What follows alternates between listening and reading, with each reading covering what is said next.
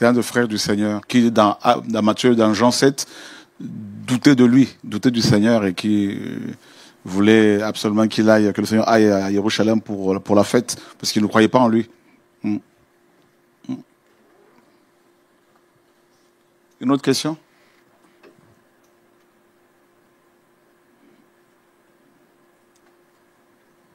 C'était hier, j'ai fait un petit tour à l'assemblée du Bourget. C'était bien. Qui était là au Bourget hier? Ah bon? Ah ok, d'accord, ouais. Oh, il a enseigné sur quoi? L'onction. Très bien, c'était bien. Mm. Très bien. On est content de voir des frères avancer, grandir dans la foi. C'est bien, c'était magnifique. Oui. Ok.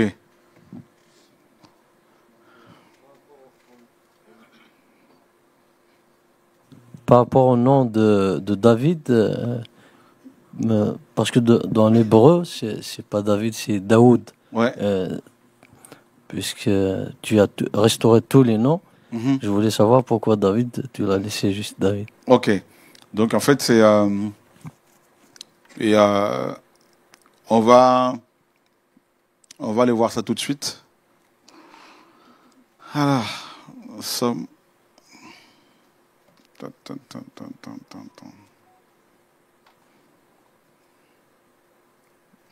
2 Samuel. Là. En plus, je suis dessus actuellement.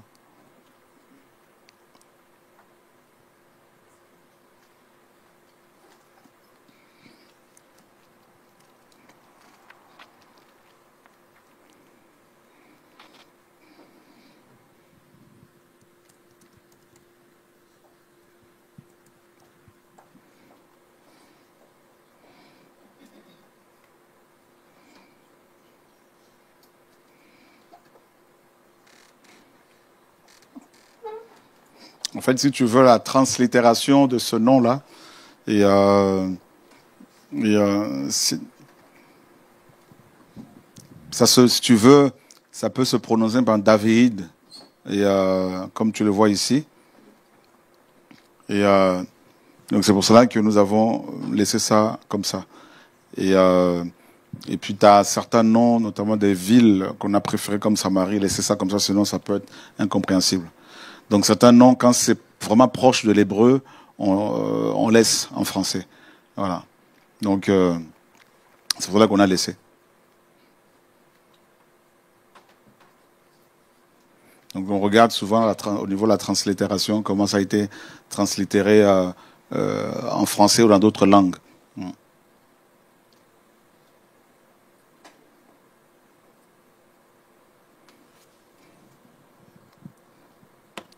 Il n'y a plus de questions, ça va? Vous avez les enseignements qui sont donnés, vous les comprenez facilement? Tout va bien? Oui.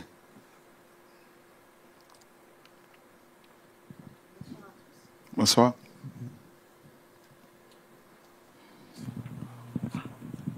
Bonsoir.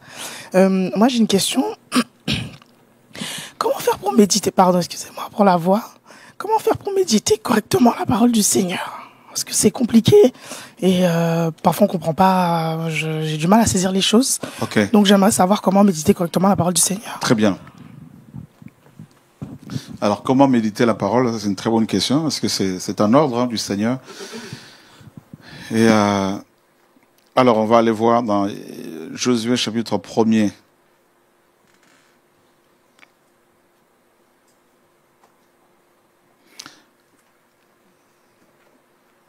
Verset 8. Ce livre de la Torah ne s'éloignera pas de ta bouche. Tu le méditeras jour et nuit pour garder et faire tout ce qui y est écrit, car alors tu feras réussir ta voie, alors tu prospéreras. D'accord? Et alors, on va aller à l'étymologie de ce mot, de ce verbe méditer.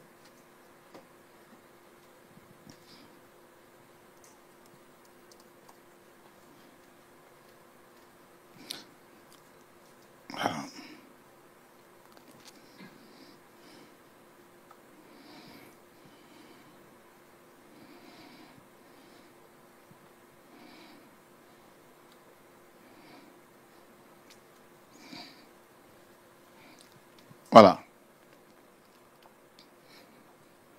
Alors, on va beaucoup plus s'arrêter sur le verbe imaginer, réfléchir, penser. Et voilà, parce que la première définition du verbe, du mot hébreu ici, c'est gémir. D'accord? Et voilà, donc on va rester sur l'imaginer. Imaginer. On va chercher le synonyme, parce que ça fait partie de la méditation, tout ça, c'est ce que je suis en train de te faire, là, de faire des recherches. Tu vois, on a cette possibilité aujourd'hui, en plus, avec tous les outils que nous avons, pour pouvoir faire des recherches. Donc, imaginer, s'attendre, comprendre, concevoir, conjecturer, envisager, évoquer, fabuler, penser et rêver. Donc, on va rester sur imaginer, penser, ou encore comprendre. Voilà. Ça va? Bonsoir. Ça va mieux? Ok. Et donc, méditer, c'est imaginer, c'est penser. Alors, il y a plusieurs manières de méditer la parole du Seigneur. Notre approche, et bien justement, on va parler de l'approche de la parole. Comment approcher les lettres sacrées. D'accord? Comment faire une bonne approche de lettres sacrées. Comment avoir une bonne approche de lettres sacrées. Alors, d'emblée, on va voir ceci. Et il faut comprendre que, à l'origine, les lettres sacrées, c'était des rouleaux. D'accord? Et qu'on déroulait. Et il n'y avait ni chapitre, ni verset. Ça n'existait pas. Ça, c'est un rappel pour beaucoup parce qu'on a déjà eu à parler là-dessus. Donc, ta question va nous introduire à l'enseignement de ce soir sur comment approcher les lettres sacrées. Comment méditer la parole du Seigneur. Parce que la bonne compréhension de la parole va vous éviter beaucoup de choses. D'être manipulé, d'être trompé et d'être détruit. Comme le Seigneur le dit, hein, mon peuple est détruit parce qu'il lui manque la connaissance. Voilà. Et parce que vous pouvez être détruit par les gens que vous côtoyez, par des faux chrétiens, ça vous le savez. Vous pouvez être aussi détruit par les fausses révélations que Satan donne. Moi, j'ai vu des pasteurs être détruits parce qu'ils ont reçu des fausses prophéties et ils ont prêté attention, ils ont été détruits. Alors le Seigneur m'a dit, et ils ont prêté l'oreille et ils ont été détruits. Parce qu'il leur manquait justement la relation avec le Seigneur et la connaissance de la parole du Seigneur. C'est important de vraiment être assis dans la parole pour ne pas être envoûté, contrôlé, égaré, manipulé et détruit par la suite. Et donc à l'origine, il n'y avait pas de chapitre ni verset. Donc si on met on va dire en 1227, Stephen Langton va pour la première fois mettre des chapitres dans les lettres sacrées. Stephen Langton, on va le voir.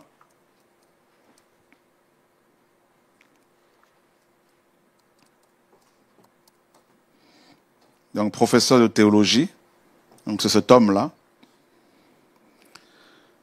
Et donc Stéphane ou Étienne. Donc c'était un théologien, prédicateur, cardinal et poète liturgique anglais. Donc il va mettre en place des chapitres. Et donc si on met Stephen Langton et la division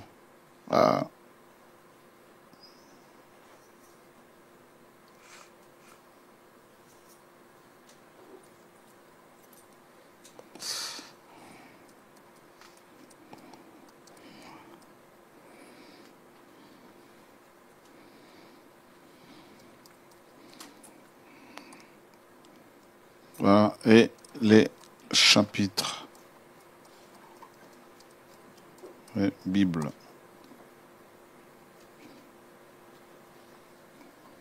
Donc voilà. Donc le 9 juillet 1928, normalement c'est 1927, hein. Mais là ils mettent 1928. Il est mort en 1928. Voilà.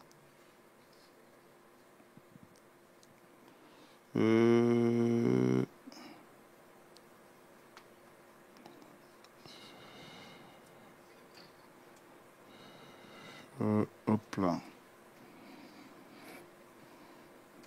Donc, on dit qu'Étienne Langton aurait découpé la Bible en chapitres lors d'un voyage vers Paris sur le dos d'une mule. Voilà. Donc, c'était en 1927, logiquement.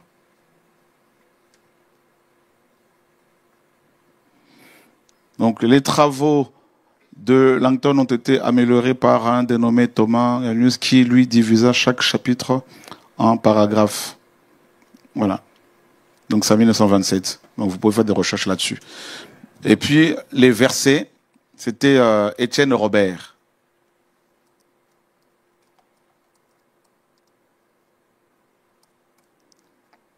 Voilà. C'est lui. Et lui, c'était un imprimeur parisien. Et au XVIe siècle, lui va rajouter des versets. Alors, tout lecteur de la Bible, tout lecteur de la Bible doit connaître quand même cette histoire-là. Pourquoi avons-nous des chapitres et des versets? C'est à cause de ces deux hommes-là. Vous voyez? Donc, Étienne Robert, au XVIe siècle, lui, met des versets.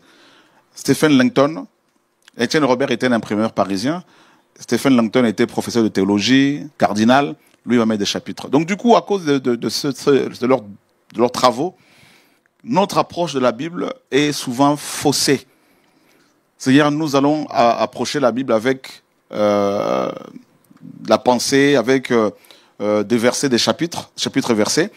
Et on ne va pas forcément lire tous les livres du début à la fin. Par exemple, je prends un exemple. La lettre de Paul, par exemple, la lettre de Paul aux Galates.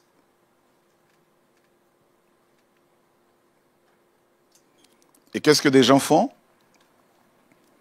Ils vont prendre, par exemple, Galates chapitre 1, verset 5, le passage qui les intéresse, juste un exemple. Ils prennent ce passage-là, ce verset-là, et puis ils vont faire tout un enseignement là-dessus. Vous voyez? Et on fait la même chose qu'avec l'ordinateur. C'est-à-dire, quand on approche la Bible, quand on fait la lecture de la parole, la méditation, beaucoup de chrétiens, même des pasteurs, des théologiens, tout ça font la même erreur que nous faisons avec les ordinateurs. C'est-à-dire, on fait du copier-coller. Je prends un exemple, par exemple, là, hop, vous voyez, je découpe. Vous voyez, bon, les frères et sœurs chez eux ne voient pas. Avec mon ordinateur, je découpe cette photo et je l'amène ailleurs.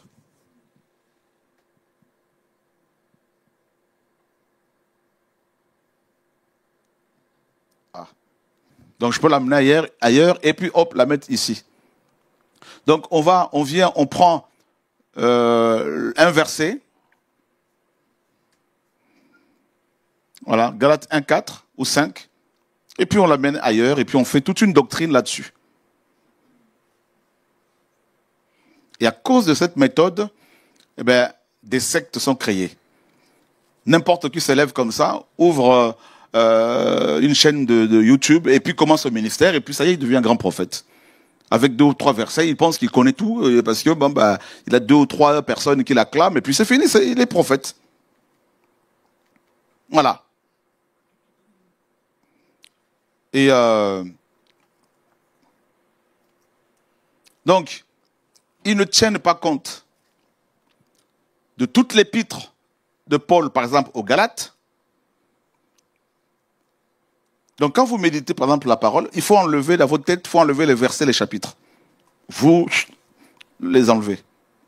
Je vais prendre un exemple. Imaginez cette lettre de Paul aux Galates. Elle a été écrite en quelle année? Donc, on a mis un commentaire ici. Et donc,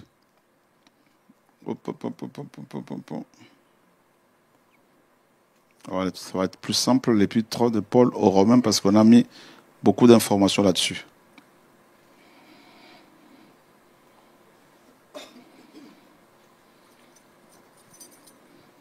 Voilà. Donc Paul écrit sa lettre aux Romains, au Rome, au 1er siècle. Et cette lettre, comme toutes les lettres, n'avait pas de chapitre ni de verset. Donc imaginez maintenant, 1227 ans après, 1227 après Paul, eh ben, Stephen Langton arrive, ben, il met des chapitres. Alors que quand les Romains avaient reçu la lettre de Paul aux Romains, ben, il n'y avait pas de chapitre, pas de verset, donc ils lisaient ça d'une seule traite. Comme n'importe quelle lettre des lettres qui nous sont envoyées. Mais lui, Stephen Langton, 1227 ans après, il vient, il met des chapitres.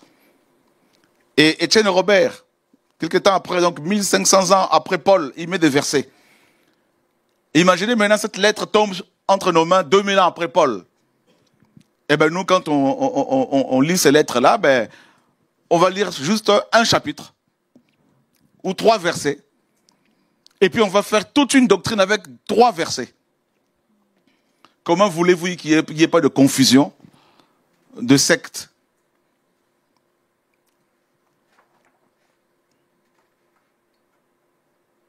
Donc imagine tel que tu es là, tu écris une lettre à ton fils. 1227 ans après ta mort, quelqu'un tombe sur la lettre, met des chapitres. Quelque temps après, donc 1500 ans après, quelqu'un d'autre vient, met des versets. Et cette lettre, 2000 ans après, tombe entre les mains des gens. Ça fait une lettre de, par exemple, 15 chapitres. Eh bien, quelqu'un qui tombe sur cette lettre-là peut prendre juste le premier chapitre. Et lui, il fait sa doctrine là-dessus. Avec le premier chapitre ou avec un verset. Sans tenir compte de toute la lettre. Donc, pour bien méditer, quand vous prenez l'épître de Paul, par exemple, aux Galates ou aux Romains, il faut déjà essayer de lire toute l'épître. Premièrement. Toute l'épître de Paul aux Romains.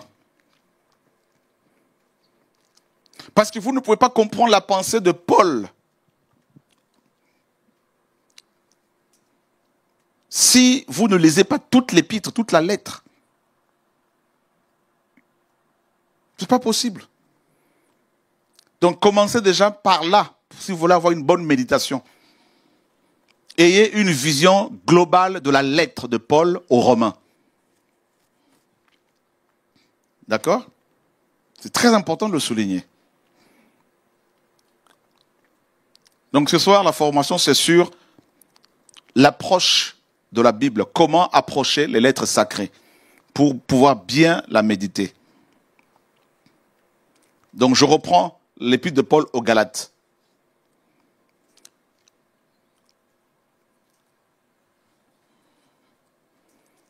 Donc, vous lisez toute l'épître de Paul aux Galates. Cette épître a été divisée en 6 chapitres. Il faut noter les questions, j'arrive.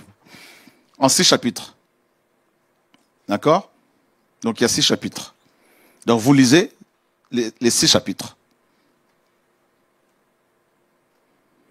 Et vous allez voir qu'à la fin, souvent il termine toujours par que la grâce de notre Seigneur Yeshua Mashiach soit avec votre esprit. Amen.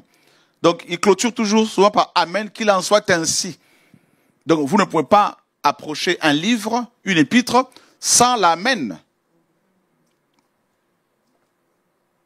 Sinon, ce n'est pas complet. Vous voyez déjà?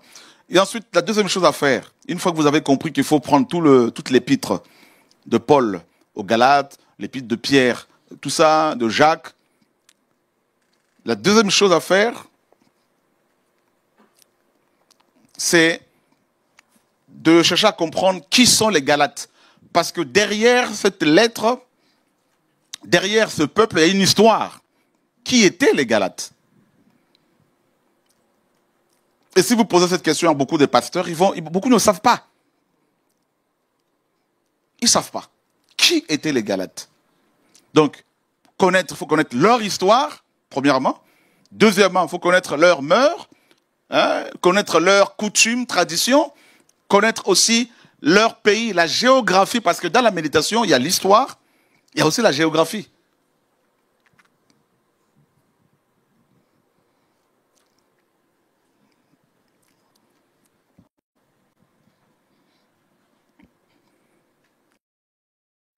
Vous vous rendez compte du travail que nous avons à faire pour bien assimiler la parole du Seigneur, bien assimiler. Et on ne le fait pas parce qu'on est tellement occupé par des choses, on est tellement, vous voyez, débordé par la vie, par des choses de ce monde que, il n'y a pas beaucoup ne font pas de recherche. Et dans la plupart de nos églises, on n'est pas encouragé à aller en profondeur dans la méditation de la parole pour apprendre, pour grandir.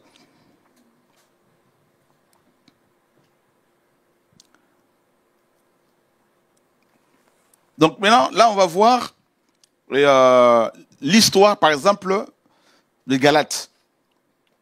Avant de chercher à lire des livres d'histoire sur les Galates, mais nous pouvons déjà avoir une certaine base historique dans la Bible même.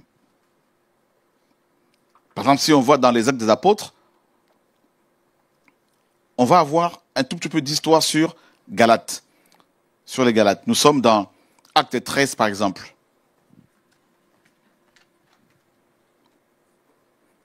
Et si vous voyez les choses de cette manière, vous n'allez pas vous ennuyer en méditant la parole du Seigneur. Vous allez découvrir des trésors.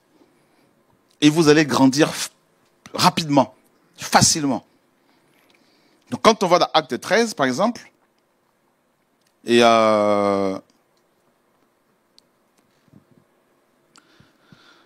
alléluia. Et qu'est-ce que nous voyons? Nous voyons Paul et Barnabas qui vont être missionnés par le Seigneur. D'accord?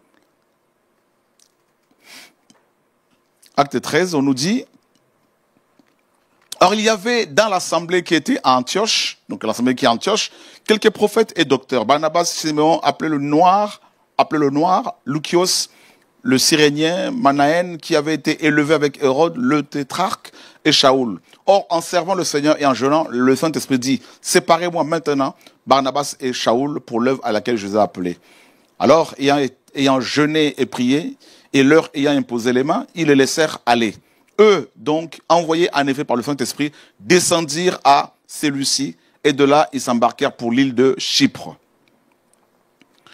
Et plus loin, si vous regardez bien vers la fin du chapitre 13 du livre des Actes, qu'est-ce qui se passe? On nous dit, et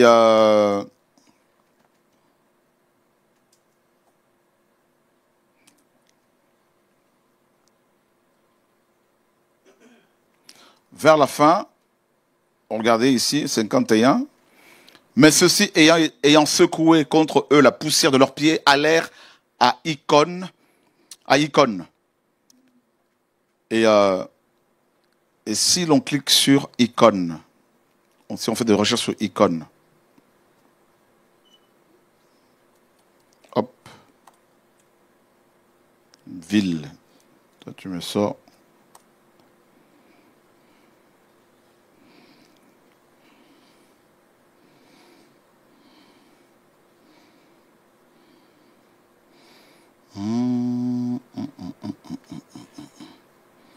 Attendez. Donc, on va dans le chapitre 14. Or, il arriva qu'à Icône, ils entrèrent ensemble dans la synagogue des Juifs. Et il parla d'une telle manière qu'une grande multitude des Juifs et de Grecs crut. Donc, Icône. Et voilà. Au verset 6, on nous parle d'autres villes. Donc, il y a Icône, il y a Lycaonie, il y a Lystre et Derbe. Lystre et Derbe. Ce sont des villes de la Galatie. D'accord? Voilà. Donc Paul arrive pour la première fois en Galatie par Icône, Lystre, Lycaonie et Derbe. Et alors, on va chercher Lystre ici.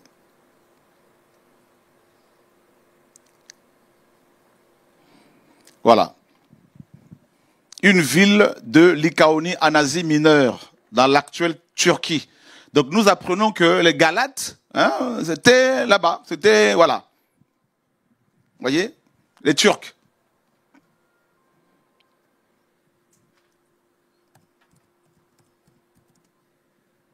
Alors, Galates.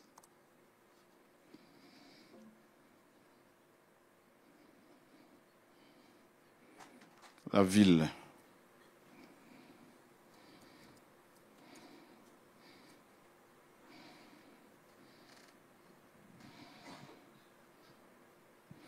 Donc les Galates, appelés aussi Gallo-Grecs, sont des peuples celtes qui, dans l'Antiquité, ont migré dans le centre de l'Asie mineure. Donc il y a eu beaucoup de mélange.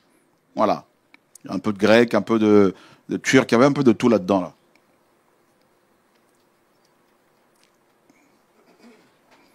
Et là, dans la méditation, ben, vous allez ici. Vous découvrez l'histoire de Galate.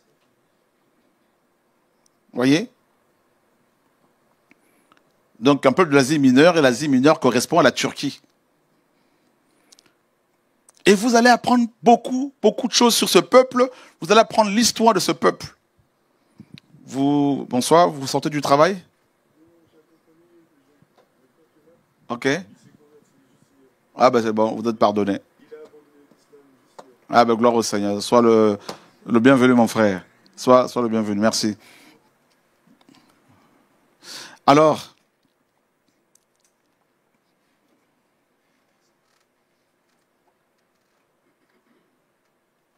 et regardez, géographiquement, l'implantation des Galates est délimitée par le royaume du Pont et la Paphlagonie, la Cappadoce. Donc vous avez entendu parler de la Cappadoce dans la Bible, hein?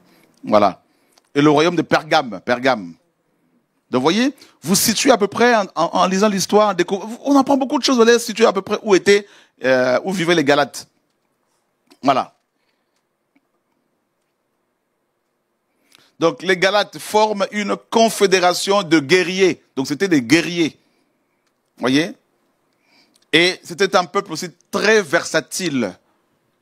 Ils aimaient beaucoup les nouvelles. Vous voyez?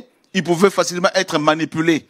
Voilà pourquoi Paul va leur dire, ben, vous qui avez commencé par l'esprit, vous terminez la chair, qui vous ensorcelez? C'était ça les Galates.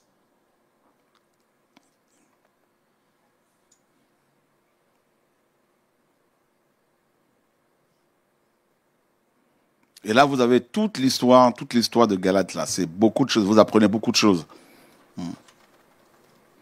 Et là, maintenant, on nous parle de l'entrée de Galates dans l'Empire romain. Voilà, ici, vous avez toutes ces informations. Et on apprend que la Galatie, ici, est évangélisée dès les débuts de l'ère chrétienne, vers 49 après Yehoshua Mashiach. Donc, en l'an 49 après Yehoshua Mashiach, par Paul de Tarse. Vous voyez? Donc, c'est en 49 que Paul arrive là-bas, et il va prêcher la parole du Seigneur. Donc là, nous sommes dans Acte 13. Quand il arrive, comme on l'a vu, à Lystre, tout ça, Lycaonie, Lystre, Derbe, tout ça là. Vous voyez? Et il va annoncer la parole. Donc vous voyez bien que la parole, l'histoire confirme la parole du Seigneur. Et tout ça, ça fait partie de la méditation. J'espère que vous apprenez les choses. Vous voyez, c'est très très important d'apprendre les choses comme ça. Parce qu'il y a l'histoire en fait. Quand vous avez les noms de Lystre, des villes comme ça, ben, vous tapez, vous cherchez, vous faites des recherches et vous avez l'histoire à chaque fois. Voilà. Et c'est chez les Galates là-bas que Paul va faire marcher cet homme qui était né boiteux. Et c'est là-bas aussi que ils vont, avec Barnabas, ils vont être appelés Zeus pour Barnabas et Paul Hermès.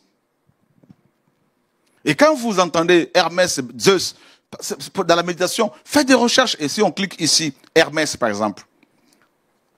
Hermès, divinité. Voilà Hermès. Hermès était le fils de Zeus, le père de tous les dieux, n'est-ce pas, et de la nymphe Maïa. Les Grecs lui attribuaient de multiples fonctions. Il était le messager de Zeus, son père, le guide des âmes des morts en enfer. Il symbolisait aussi la prospérité chez les humains et protecteur de voyageurs et des marchands et des voleurs. Voyez? Donc, pourquoi ils ont appelé les Galates, les Grecs là-bas, pourquoi ils ont appelé Paul Hermès? Parce que c'est lui qui portait la parole. Donc, comme il prêchait tout le temps, lui, Barnabas, était juste à côté pour le soutenir. Ils ont dit, comme lui parle beaucoup, il enseigne tout le temps, donc c'est Hermès. L'autre là-bas qui ne parle pas beaucoup, c'est son père, c'est Zeus. Alléluia. Donc, vous voyez qu'en méditant, en faisant des recherches historiques, on apprend beaucoup de choses. C'est intéressant, hein?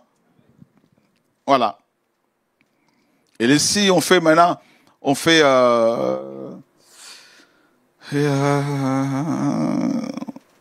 que dans la méditation, il y a aussi des recherches historiques. Ça va ensemble, ça va ensemble. Alors, on va chercher quelque chose. On va chercher d'herbe. Hop.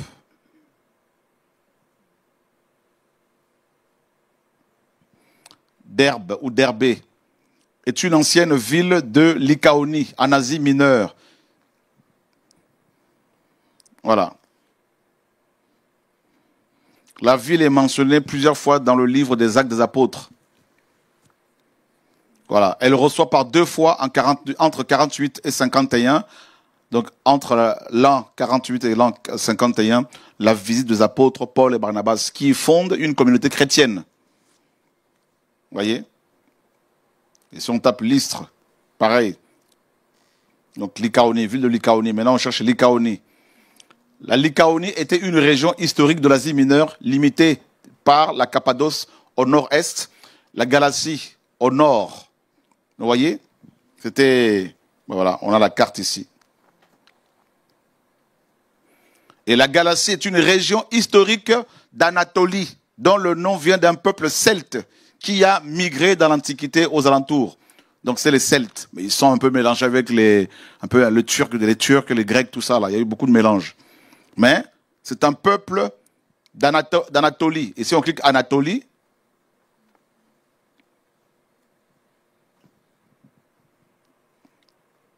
donc l'Anatolie, c'est un terme qui englobe, qui est connu aussi sous le nom de l'Asie mineure, donc d'origine latine. Est considéré comme l'extension la plus occidentale de l'Asie de l'Ouest. Donc elle comprend la plus grande partie de la Turquie moderne, donc les Turcs, donc depuis la mer Égée jusqu'aux montagnes de la frontière arménienne. Donc il y a aussi des Arméniens un peu là-dedans.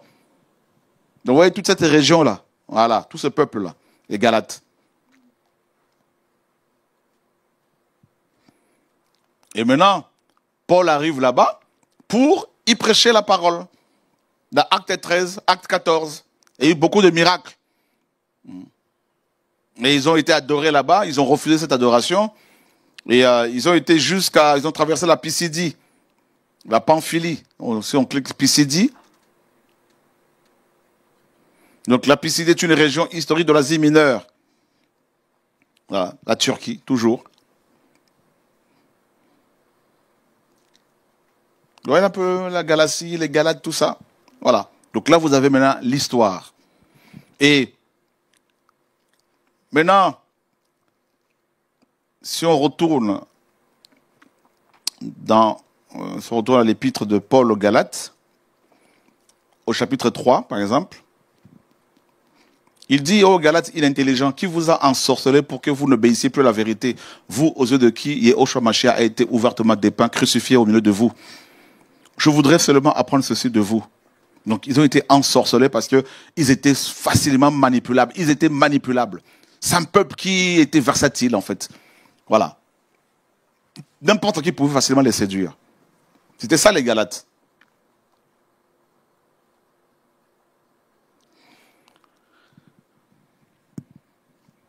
Et donc là, vous lisez le chapitre 1er. Au chapitre 1er, nous avons donc l'introduction. Donc Paul, qui va signer d'emblée Paul, apôtre non de la part des humains, ni par le moyen d'un être humain, mais par le moyen de Yehoshua Mashiach et Elohim le Père, qui l'a réveillé d'entre les morts. Donc vous voyez bien que là, tout de suite, Paul signe son épître. Et une question pour vous. Cette épître a été adressée aux pasteurs, aux apôtres, aux anciens ou à toute l'assemblée? À toute l'assemblée. Une autre question pour vous. Les églises de Galatie. Chez les Galates, il y avait des anciens ou pas? Il y avait des anciens? Vous les voyez où?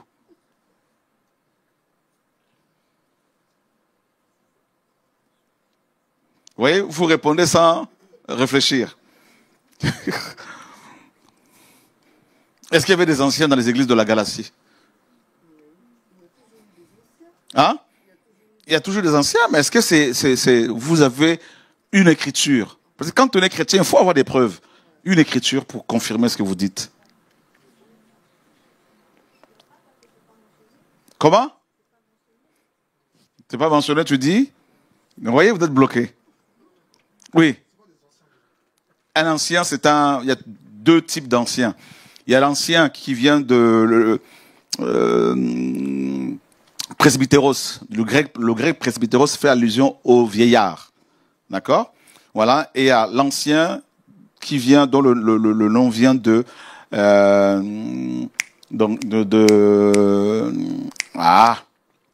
épiscopos. Épiscopos, qui veut dire, ça donnait surveillant, gardien, tout ça là. Tu vois, non? Donc c'était des pasteurs en fait, si tu veux. Voilà. Des apôtres, des gardiens, ils travaillaient en équipe. La plupart étaient âgés. Voilà. Mais il y avait aussi des jeunes qui exerçaient la fonction de surveillant, mais qui travaillaient avec des anciens, des vieillards. Eh bien, pour votre information, oui? Quand on dit que dans l'assemblée, il y avait dans l'assemblée des gens qui étaient dans l'assemblée, les Galates et tout ça. Donc ça comporte qu'il y avait du monde. Donc dans ce monde-là, on pouvait trouver toutes sortes de... Il faut une écriture. Être chrétien, on ne peut pas baser une doctrine sur les suppositions. Tu vois, non? C'est ça aussi, l'erreur vient aussi de là. On peut dire oui, certainement, mais il faut prouver ça.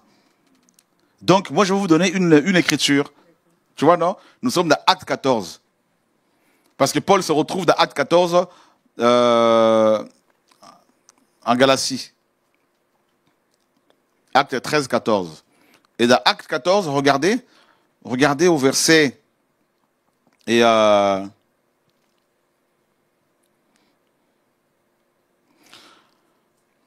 donc Paul va être lapidé chez les Galates là-bas. Donc il va être bien lapidé, hein? D'accord? Dans Acte 14 là-bas. Et au verset 20, on nous dit que mais les disciples l'ayant entouré, parce que Paul était par terre, hein, il se leva et entra dans la ville. Et le lendemain, il s'en alla avec Barnabas à Derbe, une autre ville de la Galatie. Après avoir évangélisé cette ville et fait un assez grand nombre de disciples, ils retournèrent à Lystre, à Icône et à Antioche, où il a été lapidé. Fortifiant davantage les âmes de disciples, les exhortant à persévérer dans la foi, disant que ce n'est pas beaucoup de tribulations qu'il nous faut entrer dans le royaume d'Élohim. Et regardez au verset 23, qu'est-ce qui est écrit? Et leur ayant désigné des anciens par vote dans chaque assemblée, et après avoir prié et jeûné, ils les confièrent au Seigneur en qui ils avaient cru. Donc cette écriture nous montre que dans les églises de la Galatie, il y avait des anciens. Et cette histoire-là, on l'a dans le livre des Actes des Apôtres. Vous voyez, quand on médite, on apprend beaucoup de choses. Pourtant, quand Paul va entendre que les Galates étaient ensorcelés, qu'ils croyaient à un autre évangile, Paul n'a pas écrit aux anciens en disant vous n'avez pas fait votre boulot correctement. Parce que pour Paul, chaque chrétien était responsable. Est-ce que vous comprenez? Il y avait des anciens dans les églises de la Galatie. On est d'accord, c'est écrit. On a vu dans Acte 14. Et quand Paul est parti de là, parce qu'il avait fait des disciples, c'est écrit, hein? Il a fait des disciples. Quelque temps après, longtemps après, il y a eu un vote par main levée. C'est-à-dire les disciples ont voté, les anciens. Et Paul et Barnabas ont prié pour les anciens avec l'assemblée, ils les ont recommandés au Seigneur. Ils les ont quittés. Longtemps après, Paul apprend que les Galates étaient ensorcelés. C'est-à-dire, ils croyaient à un autre évangile. On va le voir tout à l'heure. Et qu'est-ce que Paul va faire? Il va écrire justement sa lettre, l'épître de Paul aux Galates. On n'a pas dit l'épître de Paul aux anciens de Galates. l'épître de Paul aux pasteurs des églises de Galate.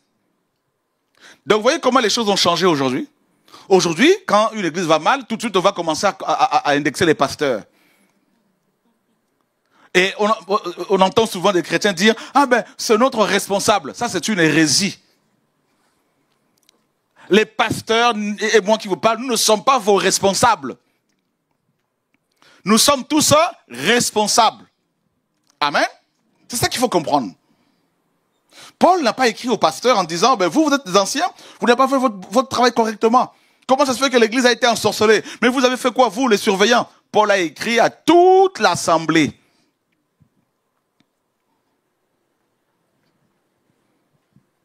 Et ces choses-là, on ne peut pas les comprendre si on ne médite pas. Et regardez comment Paul... notez bien que les anciens avaient été votés à main levée. C'est toute l'assemblée qui a voté. Voilà. Et ensuite, regardez comment Paul a commencé son épître aux Galates. On l'a vu déjà. Galates 1:1. Paulos, apôtre, non de la part des humains, ni par le moyen d'un être humain, mais par le moyen de Yahushua Mashiach et Elohim, le Père qui l'a réveillé d'entre les morts, et tous les frères qui sont avec moi, aux assemblées de Galatie. Voilà. Aux assemblées. Il n'a pas dit aux anciens. Vous savez que la seule épître de Paul adressée aux évêques, aux anciens, c'est l'épître de Paul aux Philippiens. Et là encore, il dit aux anciens, aux diacres et aux frères et sœurs. Amen. On a tendance en tant que chrétien à tout mettre sur les pasteurs. Ah non, mais ça ne va pas à l'assemblée. Non, mais toi, tu es chrétien, tu fais quoi? Ah non, moi, je n'ai pas de problème. Mais tu es hypocrite. Tu es dans les ténèbres. Ah non, moi, je ne veux rien dire. Je reste dans mon coin, mais tu es hypocrite. Parce que tu es responsable aussi. À vous, grâce et shalom de la part d'Elohim le Père et notre Seigneur Yahushua Mashiach, qui s'est donné lui-même en faveur de nos péchés, afin de nous arracher du présent âge mauvais, selon la volonté de notre Elohim et Père. À lui soit la gloire pour les âges des âges. Amen. Il dit au verset 6, « Je m'étonne que vous vous détourniez si rapidement de celui qui vous a appelé par la grâce du Mashiach pour un autre évangile. » Il était étonné. Attends, c'est comme s'il leur disait, j'ai été lapidé chez vous. J'ai prié pour un homme boiteux de naissance, il a été guéri. J'ai refusé d'être adoré comme Zeus, comme Hermès. On a refusé ça. On a fait un vote. Vous avez voté les anciens, des surveillants, pour qu'ils puissent surveiller que les gens ne viennent pas vous ensorceler. Que chacun de vous aussi veille comme sentinelle, comme une sentinelle. Mais qu'est-ce qui s'est passé? Pourquoi vous êtes passé à un autre évangile?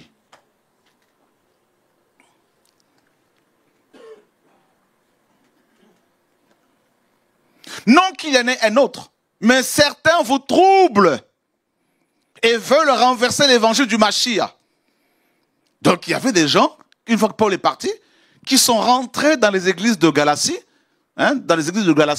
et qui leur disaient, ben, les anges nous ont parlé, un ange m'a parlé, un ange m'a donné un autre message, un autre évangile. Et les Galates, comme ils étaient versatiles, très changeants, eh ben, ils ont accepté.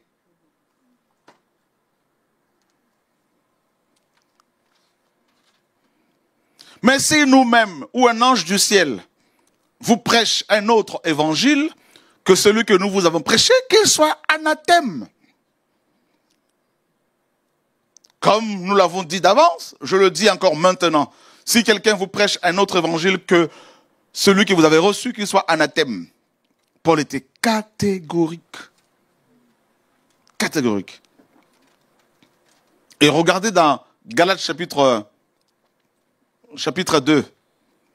Il dit, regardez bien, mais Titos, verset 3, qui était avec moi et qui est grec, n'a même pas été contraint de se faire circoncire.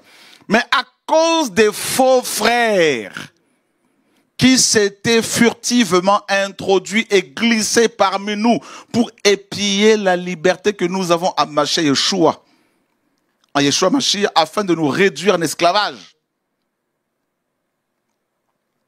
Donc Paul va parler un peu de ses expériences, tout ça aux Galates. Voyez. Et au chapitre 2, qu'est-ce que Paul... ça c'est le... Au chapitre 1, on a vu Paul qui s'étonne du fait qu'un autre évangile était introduit là-bas. Au chapitre 2, Paul parle des faux frères de Tite, hein, tout ça, et rapidement. Et il parle aussi de Paul et tout. Vous voyez, c'est une histoire qu'il raconte ici en même temps. Donc c'est pour cela qu'il faut lire les épîtres entièrement. Hein? Voilà, au chapitre 3, eh ben, il leur dit, mais vous êtes inintelligents. C'est-à-dire, les Galates n'étaient plus intelligents. C'est terrible, hein? Ils ont été tellement ensorcelés qu'ils ont perdu l'intelligence.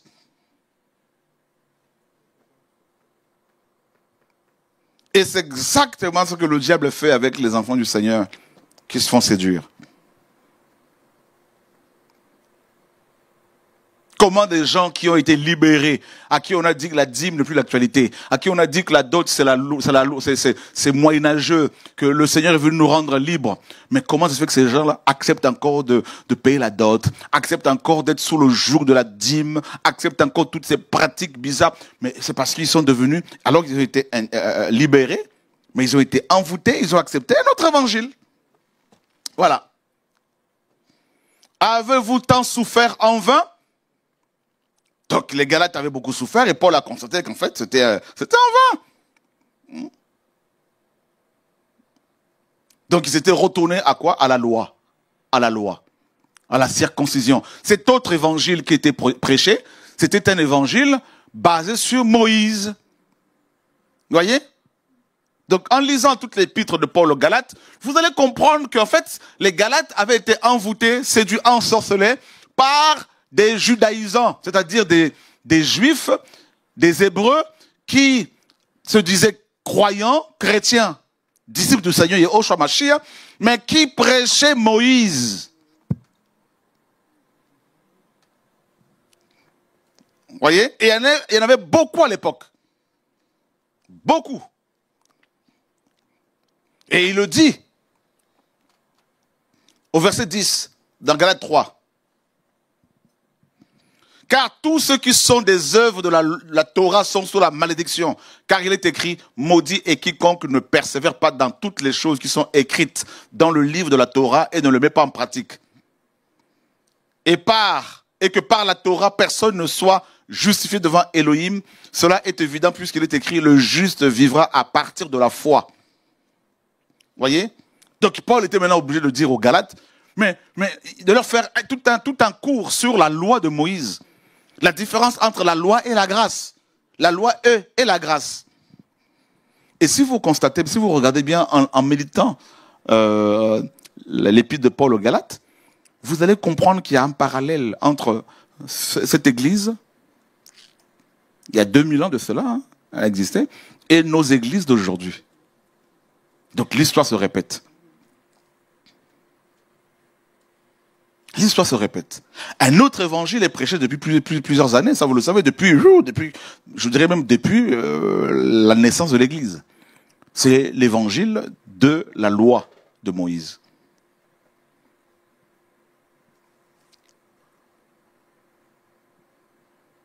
Le dimanche qui a remplacé le Shabbat. Et si un chrétien ne va pas à l'assemblée le dimanche, on va le taxer de tout le nom, tout ça, il a perdu la foi, t'es égaré, tout ça, machin, parce qu'on t'a pas vu à l'église. Construire des bâtiments d'église, comme sous Moïse. Donc vous voyez que nous sommes en train de vivre l'histoire de Galates. La dîme, les offrandes bizarres, les offrandes de rachat, les offrandes d'action de grâce, toutes ces choses qu'ils ont restaurées. Donc, ça continue.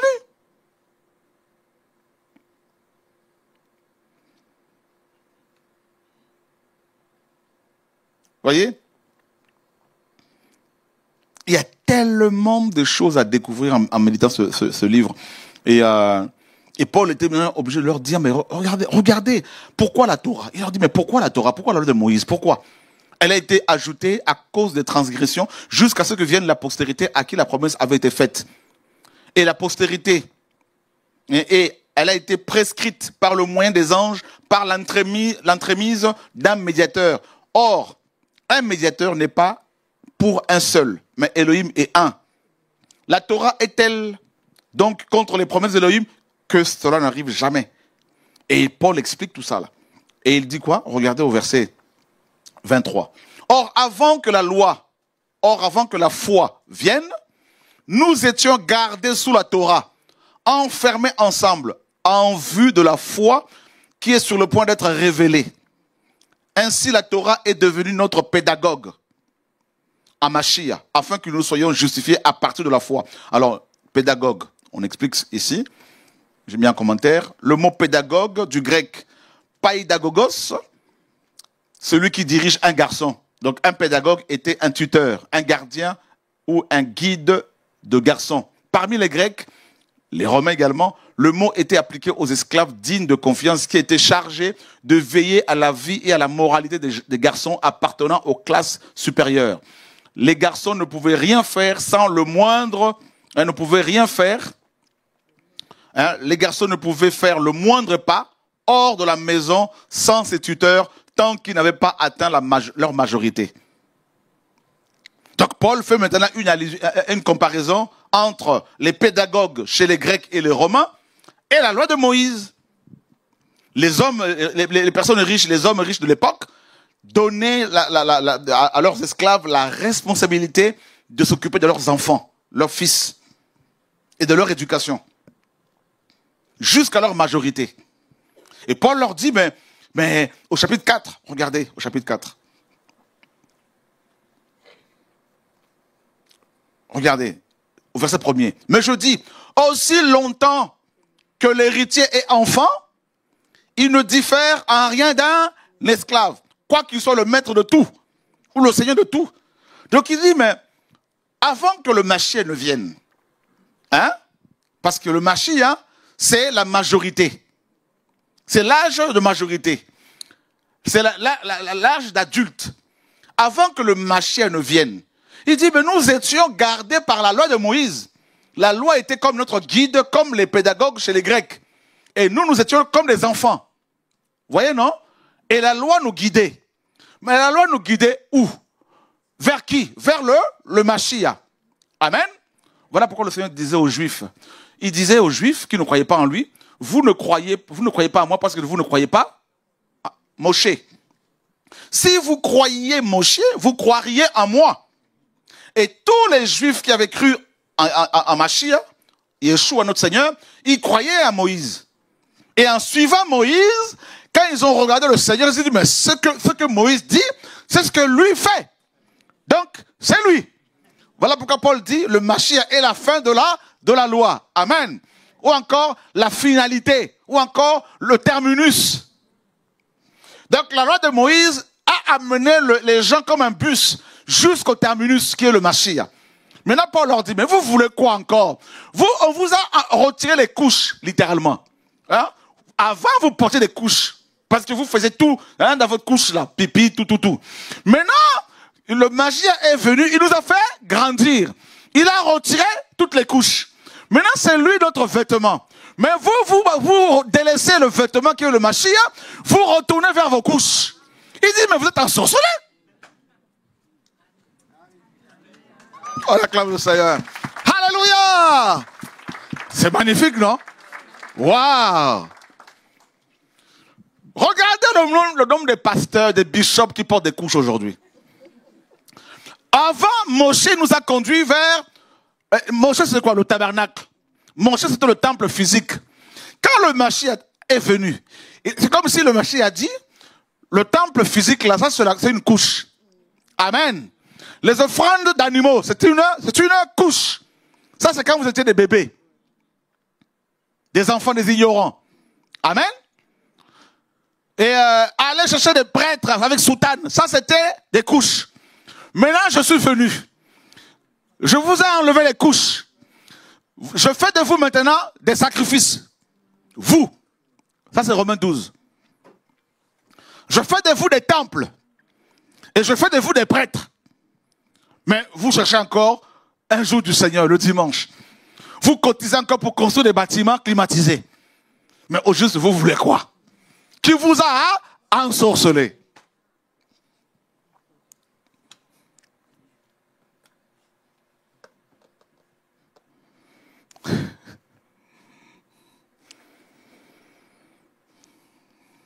Donc, si le Seigneur vous ouvrait les yeux pour voir la plupart des chrétiens d'aujourd'hui, des pasteurs, des bishops, vous le verriez avec des couches, avec des biberons. Ils vont encore en Israël pour aller prier. Alors que le Seigneur a dit à la femme samaritaine, ce n'est pas sur le mont Garizim ou à Jérusalem où il faut adorer le Père. L'heure vient et elle est déjà venue. Mais eux, ils font encore leur pèlerinage là-bas. Donc, vous voyez les couches? Et vous voyez un monsieur pasteur, 70 ans, avec, il a bac plus, je ne sais pas combien, il a un diplôme théologique, même en divinité, 9 ans de théologie. Mais le Seigneur le voit avec une couche, avec un gros biberon. Et devant lui, il n'y a que des bébés qui sont là, qui ont des couches aussi. Alléluia! Et quand le Seigneur vient, il leur dit, mais vous voulez pas grandir? Il dit, non, nous sommes bien sous Moïse. Nous, on aime bien notre bâtiment. Il est climatisé, le bâtiment ici, là. Il y a une belle, t'as vu le tapis rouge, là? C'est magnifique, le tapis. T'as vu le fauteuil du pasteur? Oh, moi, je le convoite, le fauteuil, là. Il est en cuir. Et moi, quand je serai élevé, j'aurai le même fauteuil.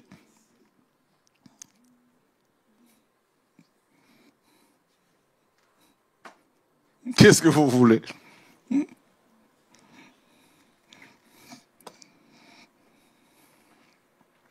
Et c'est ce que Paul est en train de leur dire ici. Il dit, mais vous ne comprenez pas la Torah? La Torah, c'était notre pédagogue pour nous conduire au Mashiach. Et le Mashiach étant venu, on n'a plus besoin de ce pédagogue. Le pédagogue a fait sa mission. Et il dit, Paul plus loin, il dira aux Colossiens, Moïse était l'ombre. Le Mashiach est le corps. Amen. Donc quand tu suis l'ombre de quelqu'un, tu arrives à son corps. C'est ça le pédagogue.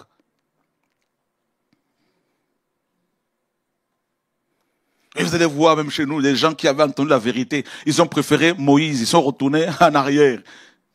Je dis, mais en fait, ils ne veulent pas grandir en fait. Non.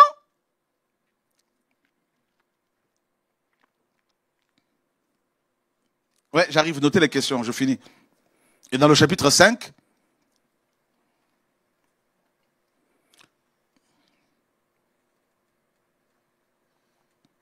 et regardez, chapitre 4, verset 21. Dites-moi, vous qui voulez être sous la Torah, n'entendez-vous pas la Torah? N'entendez-vous pas la Torah? C'est terrible. Il dit, mais dites-moi, vous qui voulez être sous la Torah, mais c'est le cas de la plupart des chrétiens aujourd'hui. Écoutez, vous voulez être sous la Torah? Il dit, mais n'entendez-vous pas la Torah? Car il est écrit qu'Abraham eut 2 fils, un de l'esclave et un de la femme libre. Mais celui de l'esclave fut engendré en effet selon la chair, et celui de la femme libre en vertu de la promesse. Donc Paul nous fait comprendre qu'il y a 2 réalités. La première, c'est la chair. Ça, c'est la loi de Moïse. Voilà pourquoi les combats étaient charnels. Amen. Le temple était charnel, physique. Mais le Mashiach, c'est l'esprit. Amen. Et il dit qu'il y a 2 alliances, car ces choses sont allégoriques. Allégoriques, une image. Car ce sont les 2 alliances. Donc Paul nous apprend ici que les 2 enfants d'Abraham, c'était 2 alliances. Car Agar est la montagne de Sinaï en Arabie, et correspondant à la Jérusalem d'en bas. Donc Agar, l'égyptienne, c'est l'image de Jérusalem d'en bas. C'est l'esclave. Et beaucoup de chrétiens, beaucoup de bishops veulent Agar, veulent être esclaves.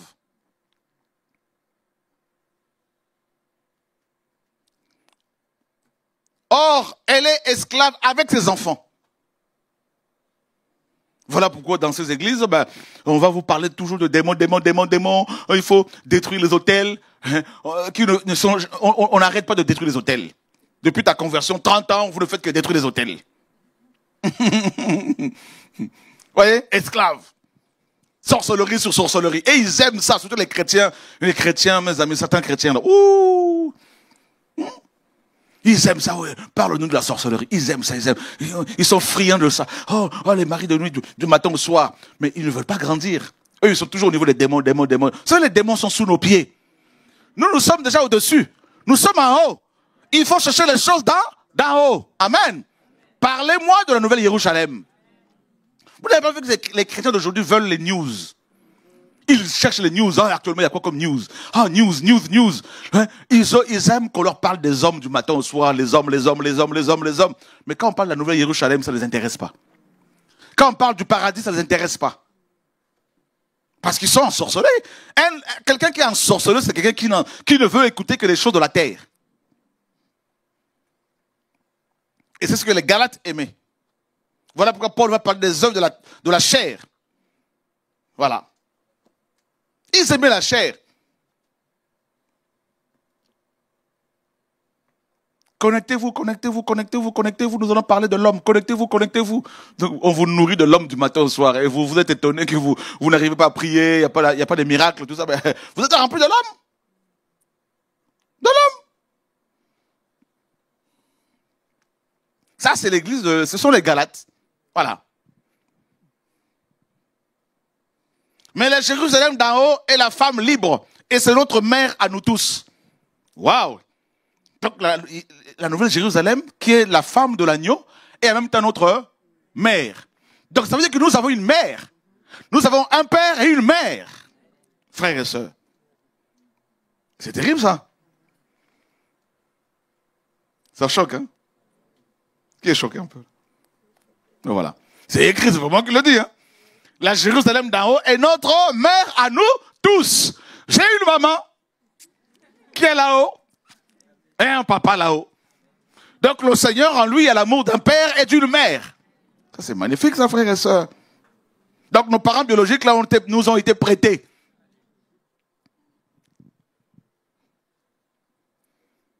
Et la Jérusalem d'en haut c'est l'image de Sarah, ça c'est Sarah. Car il est écrit, réjouis-toi, stérile, toi qui n'enfantes pas, éclate et pousse de cris, toi qui n'as pas éprouvé les douleurs de l'enfantement, car les enfants de la délaissée seront plus nombreux que les enfants de celle qui est mariée. Qui était mariée. Or pour nous frères, nous sommes enfants de la promesse comme Yitzhak, enfants de la promesse. On a vu la dernière fois que le Seigneur nous a prédestinés, il nous a connus d'avance. Donc nous sommes les enfants de la promesse. Or quand le Seigneur fait une promesse, il la réalise toujours. Comme tu es enfant de la promesse, tu ne peux que mourir au temps du Seigneur et non pas au temps des ennemis. Parce que ta mission doit être achevée. Alléluia! C'est ça l'évangile. Enfant de la promesse. Une question pour vous. À qui cette promesse a été faite? À qui? À qui? Cette promesse a été faite à qui? À Abraham. À Abraham, pas à nous, parce que nous sommes la promesse. Yehoshua est la promesse, et comme nous sommes son corps, nous sommes la promesse. Donc, Abraham a reçu une promesse. Le Seigneur a dit à Abraham, celui qui va hériter de toi, ce n'est pas Eliezer, comme tu l'as cru, mais c'est celui qui sortira de tes entrailles. Alléluia! Alléluia! Donc quand le Père a parlé à Abraham, il te voyait, il me voyait. Il voyait les Arabes, il voyait les Noirs, les Blancs, les Jaunes, les Marrons, tous ceux qui sont membres de l'Ecclésia du Seigneur. Quelle grâce, frères et sœurs. Oui. Donc Abraham t'a vu par la foi. Oui. Voilà pourquoi tu es né. Voilà pourquoi le jour de ta naissance, alors que tu as failli mourir, mais tu n'es pas mort. Parce que tu es la promesse. Aïe, aïe, aïe, aïe, aïe, aïe, aïe, aïe, aïe, aïe. Tu es l'accomplissement de la promesse d'Abraham, du Père à Abraham. Qui peut manger la promesse du Seigneur, qui peut tuer la promesse du Seigneur, qui peut renverser la promesse du Seigneur. T'es pas le produit du hasard. Même si le monde t'appelle enfant bâtard, pour le Seigneur, t'es pas un enfant bâtard, parce qu'il t'a connu d'avance.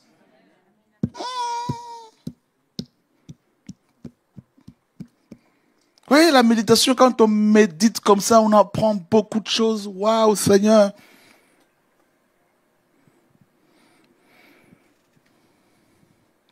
C'est pourquoi, verset 31 de Galates 4, c'est pourquoi, frères, nous ne sommes pas enfants de l'esclave, pour être sous la loi, tout ça. Non, mais de la femme libre. La femme libre. Et regardez la suite. Donc vous faites sauter les chapitres, regardez le chapitre 5 maintenant. Ouais, le chapitre 4 se termine par libre. Hein? Et regardez le chapitre 5 qui commence comment? C'est pour la liberté que le marché nous a rendus libres. Waouh! Voilà la suite logique. Quand on fait sauter les chapitres, les versets.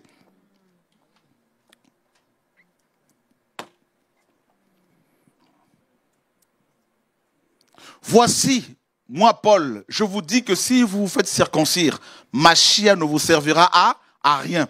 Donc voilà, eux, les Galates. Pourtant, ils n'étaient pas juifs, hein, les Galates. Hein. Donc ils étaient incirconcis. Maintenant, quand les chrétiens juifs sont arrivés là-bas, ils leur ont dit, mais hey, vous êtes encore incirconcis? Les Moussoutous, comme on dit à Lingala, là, les incirconcis. Venez ici, là. On doit vous couper le prépuce, là, sinon vous n'irez pas au ciel. Et les Galates ont commencé à faire la queue pour se faire circoncire. Imaginez un monsieur de 70 ans qui sortait de là avec son panne, parce qu'il est circoncis. Alléluia! Paul entend ça, il dit, mais qu'est-ce qui vous a ensorcelé? Toi qui as 70 ans, tu te fais circoncire et tu pleures maintenant aujourd'hui. Qu'est-ce qui se passe? Paul a souffert, hein? Oh Seigneur, sauve-nous. Alléluia.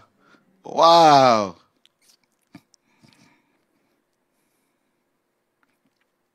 Et il dit, et j'affirme encore une fois à tout homme qui se fait circoncire qu'il est obligé de pratiquer la Torah tout entière.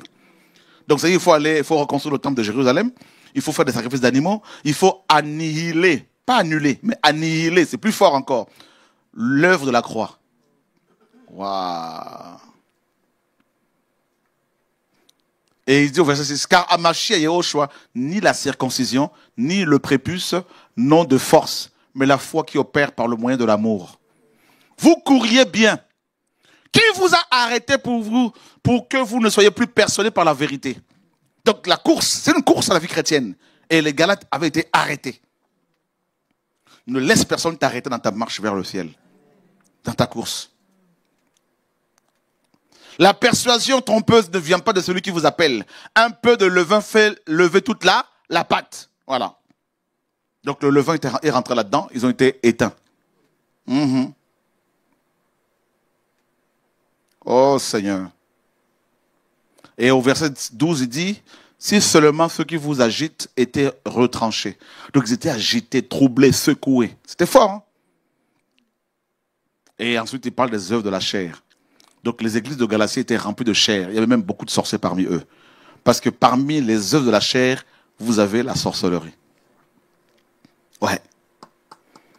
Et en fait, quand vous étudiez l'épître de Paul aux Galates, vous allez, plus vous l'étudiez, plus vous vous rendez compte à quel point la parole est vraie. Parce que les choses que les Galates ont vécues, c'est les choses que nous sommes en train de voir dans les églises aujourd'hui, dans le monde entier, partout. Partout. Partout. Où est la vérité aujourd'hui? Où est la vérité? Où est l'évangile? Certains, leur évangile, c'est l'argent, les bâtiments, l'argent, les bâtiments, les vêtements. D'autres, leur évangile, c'est les hommes. Du matin au soir, ils passent leur temps à parler des hommes. Mais quand est-ce qu'ils vont parler du ciel? Car la foi vient de ce qu'on entend. Quand est-ce qu'ils vont parler du salut, de la vérité, de la sainteté, la sanctification, la crainte du Seigneur, l'amour pour les âmes, tout ça? Quand? Et c'est ce que les Galates, mes amis, vivaient.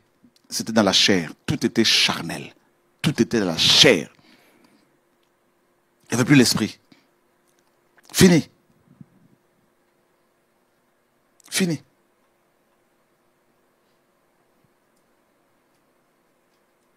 Et regardez ce que Paul dit au verset 11 du chapitre 6. Voyez les grandes lettres avec lesquelles je vous ai écrit de ma propre main. Alors que certains épîtres, Paul les faisait rédiger, dicter. Mais l'épître de Paul aux Galates, c'est avec sa propre main qu'il a écrite. Pourtant, il avait des problèmes de vue. Mais tellement qu'il était, mes amis, interpellé par ce que les Galates vivaient, tellement qu'il était préoccupé par la situation des églises de Galatie, Paul s'est dit, non, non, je dois moi-même écrire cette lettre. Parce qu'il le dit aux Galates, hein, il dit, vous aurez pu arracher vos yeux pour me les donner parce qu'il souffrait des yeux, de prendre de vue. Mais malgré cela, il a écrit lui-même.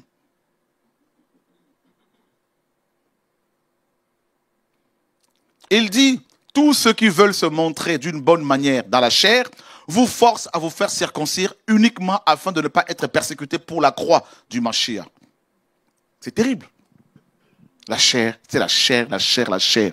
Et c'est ce qui se passe aujourd'hui, la chair. La chair, la chair, la chair. Des chrétiens qui réagissent charnellement, on les insulte. Ils réagissent rapidement, on les traite de... tout de suite, ils réagissent tout. Vous savez, c'est plus l'évangile, c'est la chair.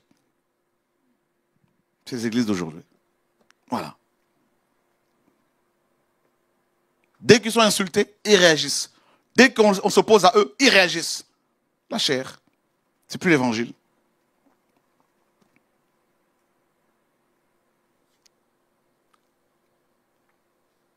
Au verset 17, donc vers la fin de cet épître, il dit, au reste, que personne ne me fasse de la peine, car je porte sur mon corps les marques du Seigneur Yehoshua. Frères, que la grâce de notre Seigneur Yehoshua Mashiach soit avec vous, avec votre esprit. Amen. Vous voyez? Donc il avait de la peine, de la peine. Et dans Galates 4, 19, il dit, mes enfants pour lesquels j'éprouve de nouveau les douleurs de l'enfantement jusqu'à ce que le Mashiach soit formé en vous. Donc le Mashiach n'était pas encore formé en eux. Et Paul souffrait. Imaginez maintenant, vous prenez cet épître, vous ne lisez que 2 ou 3 versets. Vous avez même des chrétiens qui n'ont jamais lu l'épître de Paul aux Galates entièrement. Qui l'a jamais fait? Qui n'a jamais lu cette épître entièrement? Merci, qui d'autre? Oui, il y a des choses à faire. Ce sont des lettres. Et si je vous envoie une lettre, n'est-ce pas que vous allez la lire entièrement? Alors pourquoi vous ne lisez pas les lettres des apôtres entièrement? Ou les autres livres? Et surtout que là, vous avez des épîtres qui sont courtes. Vous voyez? Encore, Ésaïe, on peut se dire, bon, on peut lire ça en 2, 3, 4 jours. Mais ces lettres-là, c'est rapide. Et là, quand vous lisez ça, par rapport à la méditation, par exemple, vous pouvez faire dans un premier temps une lecture suivie. Et puis ensuite, vous vous posez les bonnes questions. Qui étaient les Galates? C'était quoi leur mœurs? Et aussi, quelles sont les divinités que les Galates adoraient? Par exemple. Vous voyez?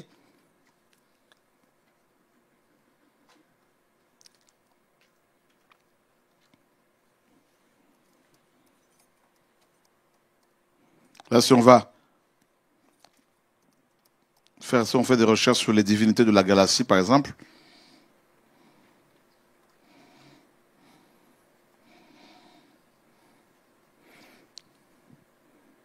donc très tôt, les Galates semblent avoir adopté le culte du dieu du ciel phrygien, Sabazios, le cavalier des cieux tout-puissant, amené en Anatolie par les Phrygiens. Donc si on clique Sabazios, divinité d'origine phrygienne, du vin et de la végétation. Donc, voilà pourquoi les Galates étaient envoûtés, étaient ensorcelés. Ils étaient ivres, parce qu'ils adoraient le dieu du vin.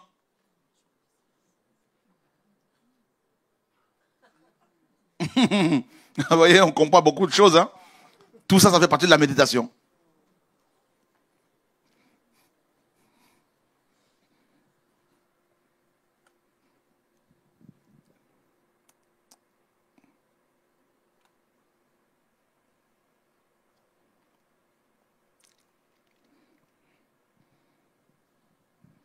Voilà.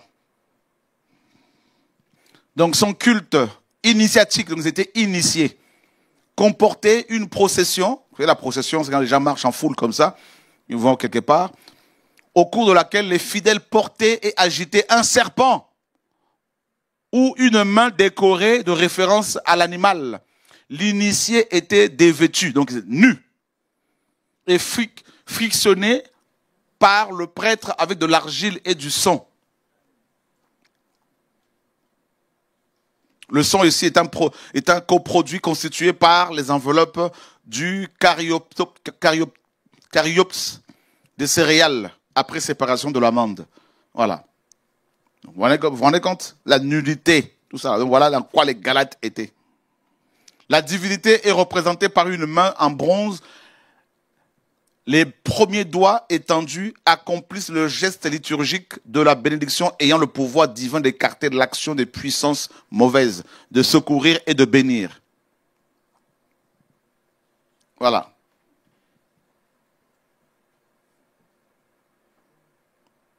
Vous vous rendez compte?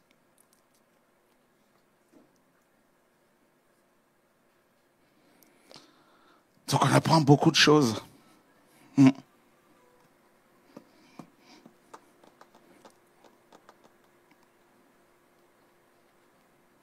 vous rendez compte que ceux qui ont séduit ou ensorcelé les Galates, ce n'étaient pas des païens, c'était des Juifs, des Hébreux, qui prêchaient à la fois Moïse et le Seigneur, qui mélangeaient la loi et la grâce. Et qui sont arrivés là-bas en leur disant, vous dites que vous êtes sauvés par la grâce. Ah ben non, il n'y a pas que la grâce, hein. Alors il faut aussi être circoncis, il faut payer la dîme, il faut faire ci, tous les rites là, de Moïse, là, il faut les observer, tout ça là. Eh ben, Paul a entendu ça, Paul était peiné.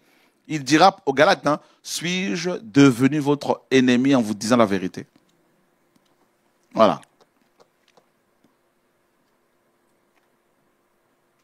Alors imaginez, à cause de la mauvaise manière de méditer la parole du Seigneur, à côté de quoi nous sommes passés souvent, des trésors comme ça. Voilà. Si vous consacrez à la méditation 15, 20, 30 minutes, vous n'allez pas bien méditer. Il faut du temps. Si vous êtes éparpillé ici et là, cherchant des news à gauche, à droite, vous ne pourrez pas méditer. Voyez? Ah oui. Parce que la parole, notre âme a besoin d'être nourrie par la parole.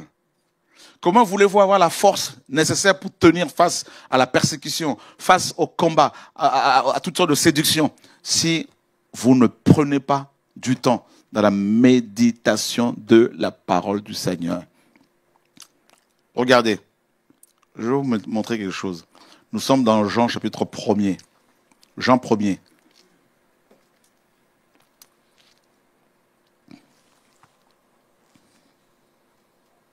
Regardez dans Jean, chapitre 1er, verset 40 et 43. Le lendemain, Yehoshua voulut aller en Galilée. Il trouve Philippos et lui dit, suis-moi. Or, Philippos était de Bethsaïda, la ville d'Andréas et de Pétros. Philippos trouve Nathanaël, et lui dit, celui au sujet duquel ont écrit Moshe dans la Torah et les prophètes, nous l'avons trouvé. C'est Yehoshua de Nazareth, fils de Yosef. Et Nathanaël lui dit, peut-il venir quelque chose de bon de Nazareth? Philippos lui dit, viens et vois. Yehoshua aperçut Nathanaël venir vers lui et il dit de lui, voici vraiment un Israélite dans lequel il n'y a pas de tromperie. Nathanaël lui dit, d'où me connais-tu? Yehoshua répondit et lui dit, et avant que Philippos t'appelle, quand tu étais sous le figuier, je t'ai vu. Bon. Et Nathanaël lui répondit et lui dit, Rabbi, tu es le fils d'Élohim, tu es le roi d'Israël. Frère, une question pour vous. Pourquoi Nathanaël a dit du Seigneur que tu es le Rabbi, le fils d'Élohim et le roi d'Israël? Pourquoi? Oui. Parce que personne ne pouvait le voir. Là où il était assis sous le figuier, personne ne pouvait le voir de loin. Or, le Seigneur, malgré la distance qu'il y avait entre lui et le figuier sous lequel se trouvait Nathanaël, le Seigneur l'a vu. Parce que le figuier a des, tu vois, sa cime est assez dense. Et on l'appelle aussi l'arbre de ceux qui méditent la Torah. Donc, pour bien méditer la Torah, les étudiants de la Torah se réfugiaient, se mettaient, s'asseyaient sous le figuier, sous les figuiers, pour ne pas être dérangés, parce que personne ne le voyait de loin. Mais les yeux du Seigneur ont transpercé la cime dense du figuier, les feuilles, et ses yeux ont vu cet homme assis en train de méditer. Il a dit, malgré la distance qui nous sépare, mon œil t'a vu. Et Nathanaël dit, non, là c'est chaud. Donc tu es vraiment le roi des Juifs. Parce que tu vois tout en fait. Voilà. Donc c'est juste pour vous dire que les Hébreux aimaient la méditation. Vous voyez? Donc ils se mettaient à part. Et nous là, très peu méditent, très peu. On a tellement d'histoires, tellement de problèmes qu'on manque de temps pour méditer. On manque de temps pour nourrir notre âme qui est la chose la plus importante que nous ayons. Et on la nourrit des cancans, des querelles, des histoires, des machins, de saleté. Et puis quand on meurt, on se rend compte que l'âme ne s'est pas bien développée parce qu'elle est toute petite comme ça. Là.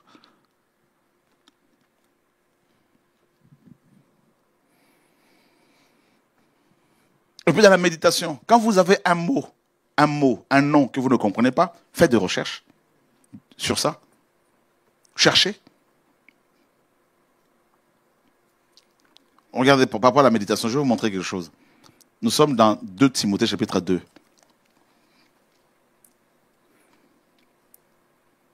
Parce que la méditation va de pair avec l'histoire. Hein. Par exemple, dans 2 Timothée 2, au verset 15, Paul dit à Timothée ceci. « Efforce-toi de te présenter approuvé devant Elohim, un ouvrier qui n'a pas à avoir honte, qui enseigne directement et correctement la parole de la vérité. » Alors quand vous lisez cette parole, parce que dans la méditation, il y a aussi les langues utilisées par le Seigneur pour nous communiquer la parole. Donc l'hébreu, l'araméen et le grec. Des langues que vous pouvez... n'est-ce pas, que vous pouvez trouver facilement sur Internet, et notamment sur d'autres sites Internet, ou sur d'autres sites qu'on utilise comme Lueur, tout ça, qui n'est pas notre site à nous, hein, mais quand même c'est un site qui est pas mal, et tout ça. Et là, par exemple, si tu prends ce passage-là, quand Paul dit à Timothée, efforce-toi de te présenter approuvé. Là, maintenant, dans la méditation, on a vu qu'il faut l'histoire, donc il y a l'histoire, mais il y a aussi les langues, l'hébreu, le grec. Et ici, en l'occurrence, c'est le grec. Si l'on clique sur approuver, ça approuver ici vient du grec dokimos. Dokimos. Alors les documents, c'était tout un groupe, c'était un groupe de gens, des changeurs de monnaie, intègres. Donc j'ai mis leur histoire ici. Du temps de Paulos, les systèmes bancaires actuels n'existaient pas. Toute la monnaie était en métal. Pour obtenir les pièces de monnaie, le métal était fondu et versé dans des moules, et après le démoulage, il était nécessaire d'enlever les bavures. Or, de nombreuses personnes les grattaient pour récupérer le surplus de métal et même davantage, ce qui faussait le poids de la monnaie. Face à ce problème, de nombreuses lois furent promulguées à Athènes pour éradiquer la pratique du rognage des pièces en circulation. Il existait toutefois quelques changeurs intègres qui ne mettaient en circulation que des pièces au bon poids. On appelait ces personnes des dokimos, ce qui signifie éprouver ou encore approuver. En un siècle, les Athéniens, donc le gouvernement d'Athènes, avait voté près de 80 lois pour arrêter la pratique du rognage. Mais ce n'était pas possible. Donc à cette époque, il y avait 2 groupes de changeurs. Les changeurs malhonnêtes et les changeurs honnêtes, qui s'appelaient les dokimos. Et quand Paul écrit à Timothée ici, Paul savait quand il a écrit à Timothée, il savait quand il lui a écrit que Timothée, qui était métis, sa mère était juive et son père était grec. Timothée, en tant que grec, connaissait aussi l'histoire des Dokimos. Vous voyez? Et Paul disait à Timothée, donc Paul a fait ici, il a fait un parallèle entre les faux prophètes, représentés par les changeurs de monnaie malhonnêtes, et les vrais prophètes, les vrais enfants du Seigneur, représentés par les Dokimos. Et la fausse monnaie représente ici les fausses doctrines, et la bonne monnaie, la saine doctrine. Et Paul maintenant, il dit à Timothée, en fait c'est comme si lui disait, toi, sois un vrai Dokimos. Mets en circulation la bonne doctrine, la vraie doctrine, la saine doctrine. Voilà.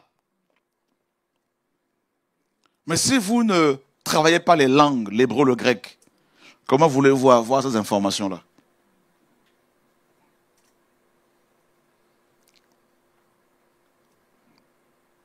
C'est pour cela que du mieux qu'on a pu, on a mis des commentaires et pour faciliter la tâche à des frères et sœurs.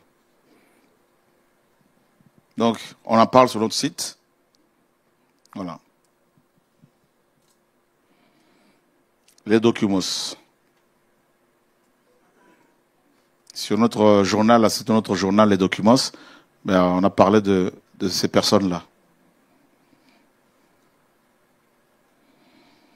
Voilà.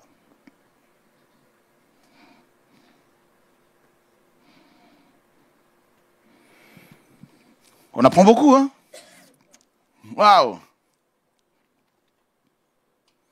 C'est pour cela que quand je me mets à méditer, à travailler, je peux rester 7 heures, 10 heures, toute une nuit, toute une journée. Parce que t'apprends, ta magazine là, tu te nourris et je saute, je crie. Je crie, waouh, Seigneur, mais c'est terrible ça!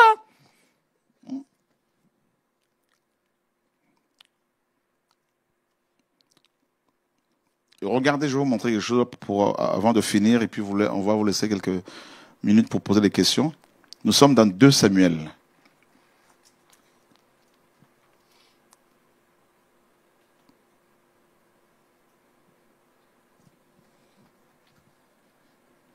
Deux Samuel, chapitre 15, verset 6.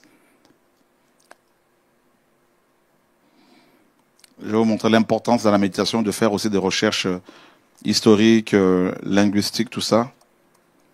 2 Samuel 15, 6. Regardez si on lit dans Louis II. Absalom agissait ainsi à l'égard de tous ceux d'Israël qui se rendaient vers le roi pour demander justice. Absalom gagnait le cœur des gens d'Israël. Alors regardez.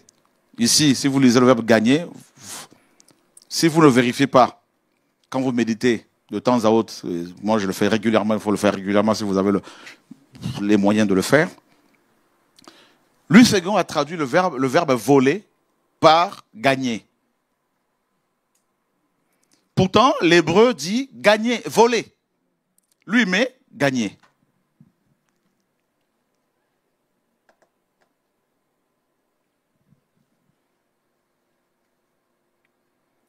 Et si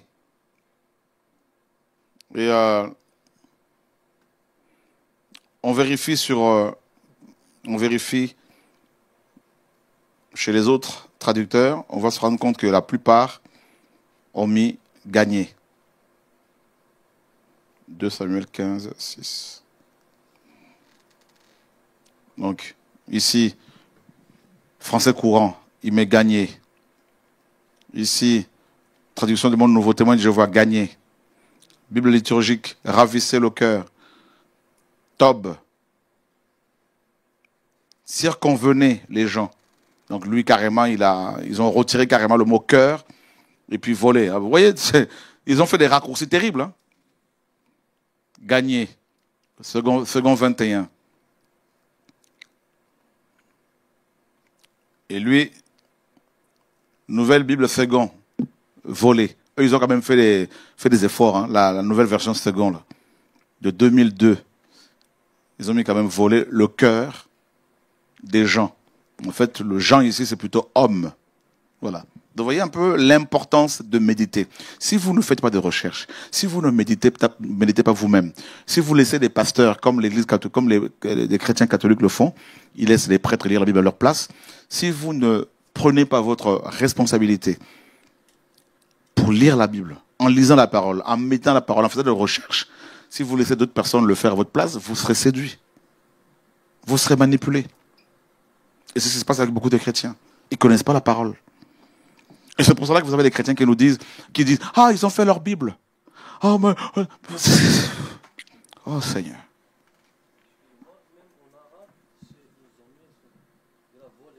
En arabe, ils ont mis voler. Et voilà. Ah, parce que le verbe, c'est vraiment voler. Voilà.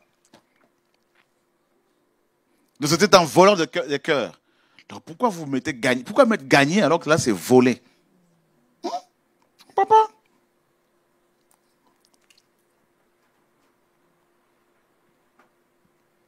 Vous voyez comment des traducteurs ont pensé corriger le Seigneur.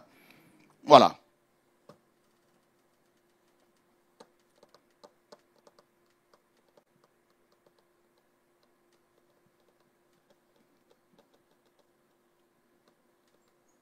C'est l'enseignement qui manque dans nos églises, l'enseignement, l'étude biblique de des heures et des heures durant lesquelles la parole doit être enseignée, étudiée, comme les étudiants de la Bible. Étudier, où l'on creuse, où chacun peut poser des questions. Voilà. Des questions? Oui, frère.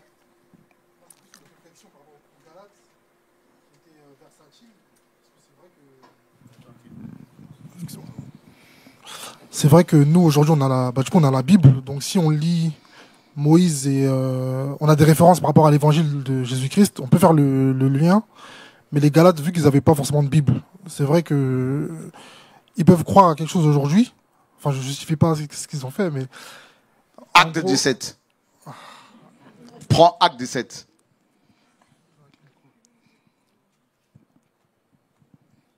Alléluia. Verset 11. Tu peux nous le lire, frère, s'il te plaît? Or, ceux qui avaient l'esprit plus noble que ceux de Thessalonique... Je recommence? Ouais. Or, ceux-ci avaient l'esprit plus noble que ceux de Thessalonique. Ils reçurent la parole avec tout empressement, examinant tous les jours les Écritures pour voir s'il en était bien ainsi. Les Juifs de Bérée, contrairement à ceux de Thessalonique, avaient l'esprit plus noble. Car ceux de Thessalonique, quand Paul leur prêchait la parole, ils le contredisaient au lieu de vérifier dans les Écritures, qu'ils avaient aussi. Mais ils ne voulaient pas vérifier. Mais quand Paul va quitter Thessalonique pour aller à Bérée, les Béréens maintenant, là-bas, eux, qu'est-ce qu'ils ont fait? Ils ont vérifié. Paul partageait la parole, eux, ils avaient des rouleaux aussi, et ils vérifiaient. L'eunuque éthiopien, un Africain, qui allait adorer à Jérusalem chaque année, il rentrait chez lui, étant dans son char, il lisait le rouleau du prophète Yeshaya, Esaïe, et il ne le comprenait pas. L'Esprit dit à Philippos, le diacre, vas-y, approche-toi, monte. Enfin, approche. Et le gars l'a fait venir, l'a fait monter. Et Philippe lui pose la question, comprends-tu ce que tu lis? Il dit, comment veux-tu que je le comprenne si personne ne me l'explique? Ce livre-là. Et Philippe a commencé par lui expliquer. Donc, ils avaient la Torah. Les apôtres, quand ils prêchaient, quand ils enseignaient en utilisant la Torah. Les écrits hébraïques. Tout leur enseignement était basé sur la Torah, de Genèse à Malachi. Le Tanakh. Ok, donc du coup, Paul, quand il a enseigné aux Galates, ensuite les Galates, ils devaient maintenant vivre selon l'esprit. Ils devaient vivre selon l'esprit, ils devaient aussi vérifier que ce que Paul disait, c'était la vérité. Ok. Et quand, par exemple, les judaïsants, ils venaient leur dire d'autres trucs, ils devaient vérifier, enfin, contredire, enfin... Ouais, parce qu'en fait, Paul, dans les Écritures, regarde ce que Paul faisait. Regarde, Actes. Actes des apôtres. Là, nous sommes, c'est tout de suite après la conversion de Paul. Hein. Actes chapitre 9.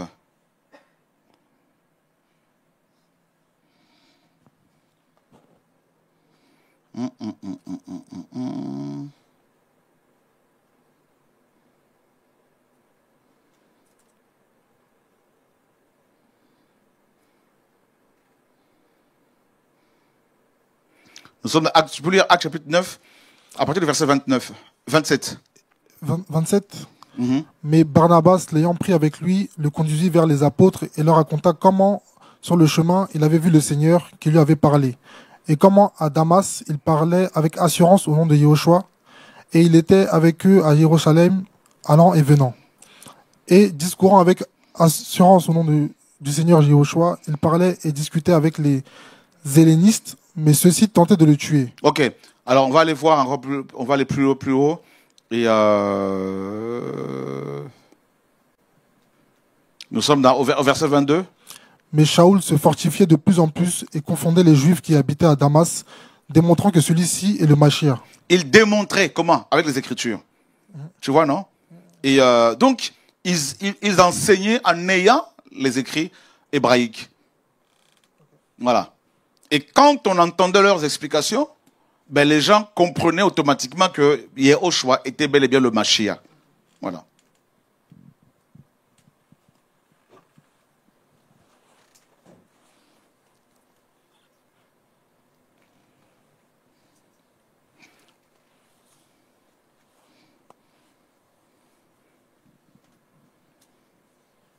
Et on voit au verset 20, et immédiatement, il prêcha dans les synagogues le Mashiach, que celui-ci est le fils d'Élohim.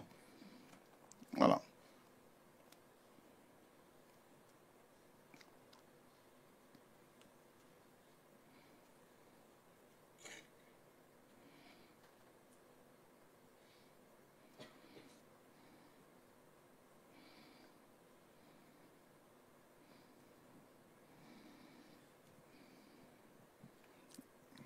Autre chose? Bonsoir, moi j'avais une question qui n'a rien à voir. Plus fort, s'il te plaît. J'avais une question. Oui. Comment lutter avec l'esprit de sommeil et de divagation de pensée pendant le moment de la méditation, en fait? Très bien. Ça arrive. Hein. Ça, c'est des attaques que tout chrétien subit.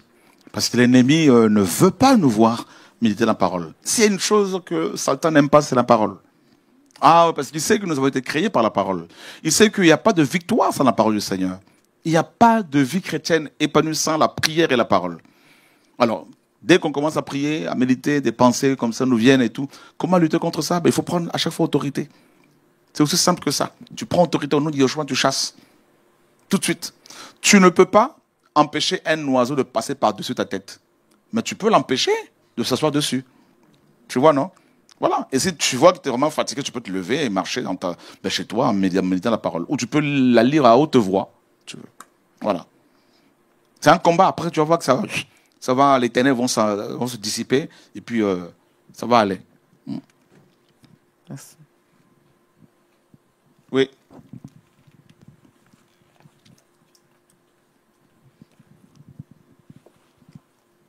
Bonsoir. Bonsoir. Du coup, pourquoi dans l'épître de Paul, quand vous avez pu refaire la Bible et remettre dans le texte, pourquoi on n'a pas enlevé directement les versets, les chapitres? Comme ça, ça fluidifierait ça fluidifierait la lecture et peut-être que ça encouragerait un peu plus les gens à tout lire d'un coup. C'est vrai que pour certains, ça fluidifierait la lecture, mais on a pensé que plus tard, on aurait une version sans chapitre. Ça, c'est vrai. Mais tu vas voir, on a commencé d'abord par enlever les titres. Déjà.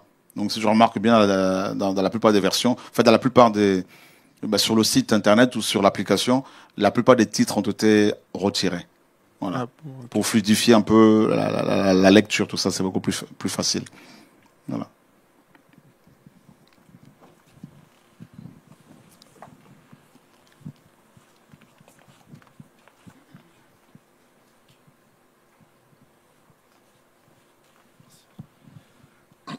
Alors pour revenir sur ce que vous disiez tout à l'heure, sur des traductions, certaines traductions qui peuvent nous induire en erreur.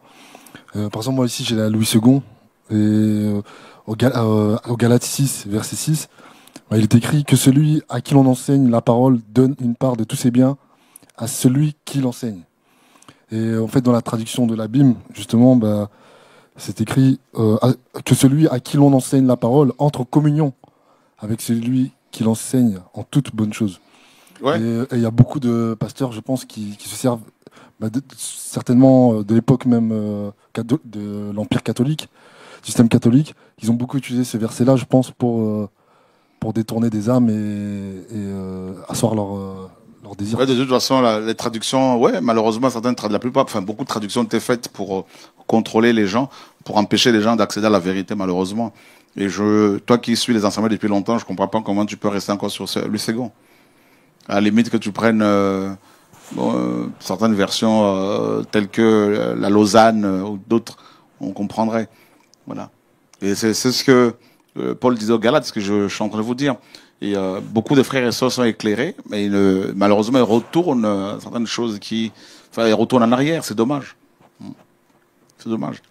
Et vous savez, il y a dans les versions françaises là que vous pouvez avoir sur Internet, il y a des versions quand même qui sont potables, où des gens quand même ont essayé de faire les choses correctement. Et souvent, c'est des gens qui sont isolés, des gens qui sont rejetés, ils sont pas forcément dans une assemblée ou dans un système religieux. Ils essayent de faire la traduction à leur manière, avec leur peu de moyens, pour que les frères et sœurs accèdent à la vérité. Donc déjà, on voit que la plupart, ils ont mis bien. Et la traduction du monde nouveau des témoins de Jéhovah, ils disent de plus que celui à qui on enseigne la parole partage toutes sortes de bonnes choses avec celui qui donne cet enseignement. Donc déjà, ils ont fait un effort de ne pas mettre bien, parce que le mot grec ne signifie en aucun cas bien.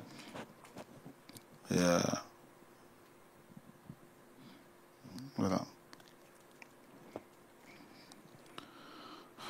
Bien. Donc, alors là, Chouraki a mis l'enseigné dans la parole doit partager avec l'enseigneur tous ses biens. Alors là, lui, là, malheureusement, là, vraiment, il a fait fort. Là, il encourage les pasteurs à dépouiller encore davantage les enfants du Seigneur. C'est dommage. Voilà.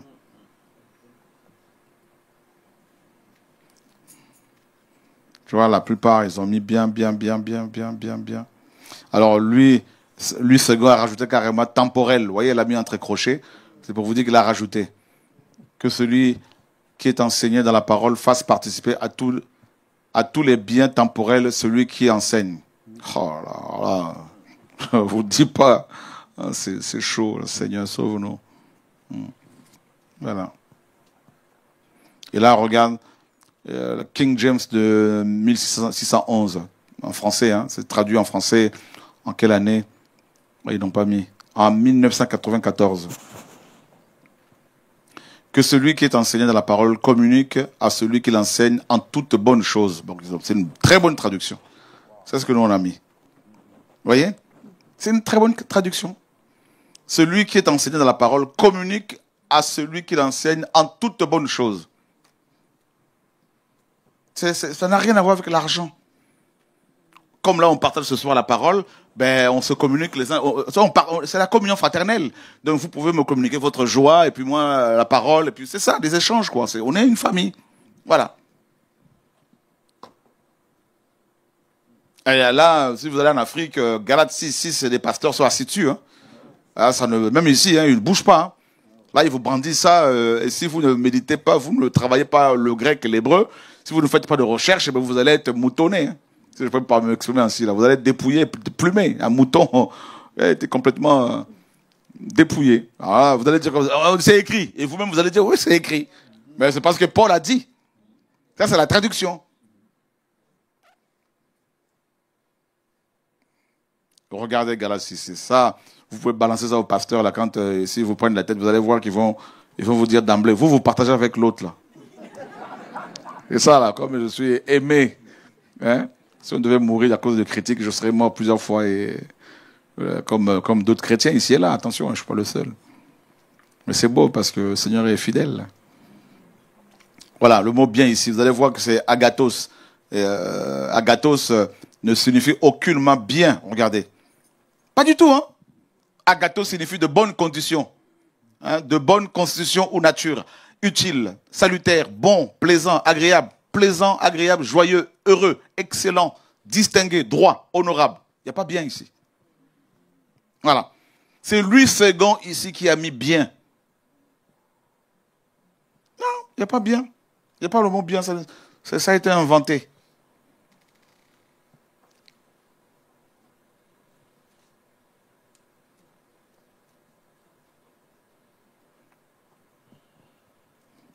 Comment voulez-vous être aimé avec toutes ces choses que le Seigneur nous donne, qui libèrent davantage les gens?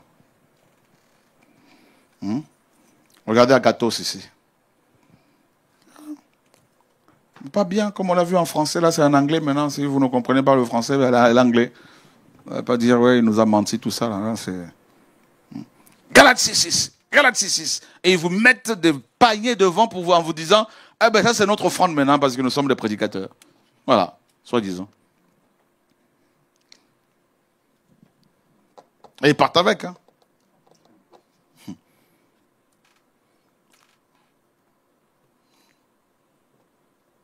Et nous, quand on arrive, on dénonce la dîme. Alors là, déjà, la dîme, ça m'a valu d'être traité d'antichrist. Alors, je vous dis pas, là, c'est... Attention, l'antichrist arrive. La gratuité, alors là, ouf, tous les ambitieux, là, tout ça, ils ont dit, mais maintenant qu'on va faire, il y en a un qui est avec nous qui a dit, mais lui, il a écrit ses livres qu'il a vendus. Moi, maintenant, j'écris mon livre en 10 ans. Mon livre va sortir bientôt. Et lui, il parle de la gratuité maintenant. Là. Ah, le pauvre, il a souffert. Pendant 10 ans, il se disait, enfin, je vais pouvoir me faire de l'argent avec les assemblées qui sont implantées ici et là. Et tac, je me rappelle, la première fois où le Seigneur m'a dit, parle sur la gratuité, c'était ici. L'enseignement, c'était quoi? L'église luciférienne. Ouh! Il y en a un dont la femme chantait chez nous qui avait sorti son album. Il avait investi 5 000 €. Et il était content parce qu'il se disait qu'il allait récolter, ils allaient récolter 45 000 ou 50 000 balles. Il avait envoyé ses CD, tout ça, dans toutes les assemblées qu'on a implantées. C'était des marchés, mais là, il faut casser tout ça, là. Oh, vous savez, moi, je suis fou. Hein. Plus vous parlez, plus vous critiquez, plus je parle. Il est fou. Et il était en colère parce que les frères et sœurs, maintenant, lui disaient, mais viens chercher tes affaires ici. On n'est plus le marché, on est libre. Alors là, c'était la guerre. Oh, Seigneur. Vous vous rendez compte avec un livre tel que La Croix, celui que ça m'a fait écrire, le 29e livre, le 29e. Il y en a 10 autres, je crois, qui sont en correction, là, à peu près laquelle il y a, non? Parce que je t'ai envoyé l'autre, là. Hein. C'est la dernière version que je t'ai envoyée, la bonne version que je t'ai envoyée, là. Donc imaginez un livre comme ça, tu peux le vendre facilement 30 €, 40 €. 40 €, on va dire, parce que c'est quand même assez épais. Et en une nuit d'action de grâce, tu vends tout.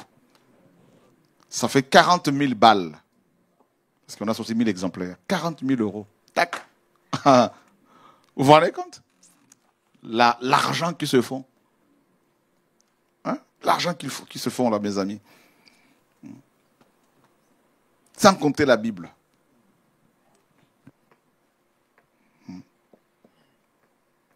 Ah oui, c'est une guerre. Heureusement que beaucoup ont compris qu'il faut prier pour nous. Parce que, je vous dis, hein, le manque à gagner là est énorme. Hein. On ne se rend pas compte. Hein. Parce que les livres, avec les livres, ils se font beaucoup d'argent. Beaucoup d'argent. Et avec les CD. Vous savez, je suivais un reportage d'un prédicateur américain, Teddy Jakes. Lui, il a même une application. Si tous les membres de son église l'ont téléchargé. Tous l'ont téléchargé. Et si tu veux accéder à des vidéos privées, là, c'est 9 balles. Oui. Ah non, mais de toute façon, la plupart. Ah ouais. Et comment tu veux être acclamé? Sorcier, magicien, gourou. En fait, ils ont utilisé toutes les épithètes. Je ne sais pas s'il y a encore des adjectifs qui restent là, qui n'ont pas encore utilisé pour me qualifier. Parce que c'est la totale, là, c'est tout. Hein? Les cornes, c'est bon? La queue derrière, c'est bon. Maintenant, je sais pas. Les pattes bizarres, c'est bon. Maintenant, c'est quoi d'autre encore là? Vous êtes habitués aussi là, en même temps. On sait. Bon, c'est bon. C'est pas mal, hein? C'est de la pub gratuite parfois. Là. Du coup, les gens, ils sont curieux. Tiens, c'est la parole qui me touche. Ça me touche. C'est magnifique, ça. Tout ça parce que ça pleure. Le business ne tourne plus. Hein. Ça va, il y a beaucoup de chrétiens, ils viennent pas aux réunions qu'on organise. Parce que c'est pas ça l'objectif. Ils restent dans leur bâtiment d'église. Mais quand les pasteurs disent offrande du prophète, ils bougent plus. Quand ils disent panier d'offrande, ils regardent, ici on construit pas les hôpitaux, on fait pas, pourquoi on va donner des offrandes? Ça souffre, beaucoup pleurent. Ils font des réunions entre eux, ils disent, mais qui a causé tout ça? C'est l'autre là-bas, là. Comment on va faire? Ils vont porter plainte contre moi pour les autorités m'ont beaucoup convoqué au commissariat. J'ai souffert, frère. Faut voir les convocations que j'ai eues là, ici en France. Hein. Commissariat, gendarmerie, tout ça là. À l'époque, c'est les renseignements généraux. La fille d'enseignement partage un peu mon témoignage vite fait. Les renseignements généraux qui débarquaient dans mon bureau, tout ça, là. Non. C'était chaud. Convocation, les tribunaux, j'en ai fait au moins 5. Le 6e tribunal, j'ai pas été. 5. Convoqué, tribunal d'Evry. Grâce, tu étais là ce jour-là? Non, tu n'étais pas là. On était là avec les frères au tribunal de grande instance d'Evry. Convoqué avec des pancartes, les frères et sœurs étaient là pour me soutenir. Non. Tribunal d'Evry, de Juvisy, je suis allé. À la barre, hein. Mais je serai à côté, oui. Me voici.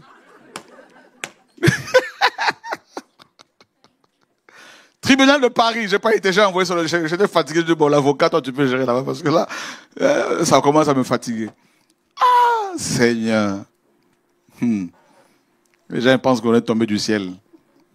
On a fait plusieurs tribunaux comme ça à cause de l'évangile. Prison au Gabon.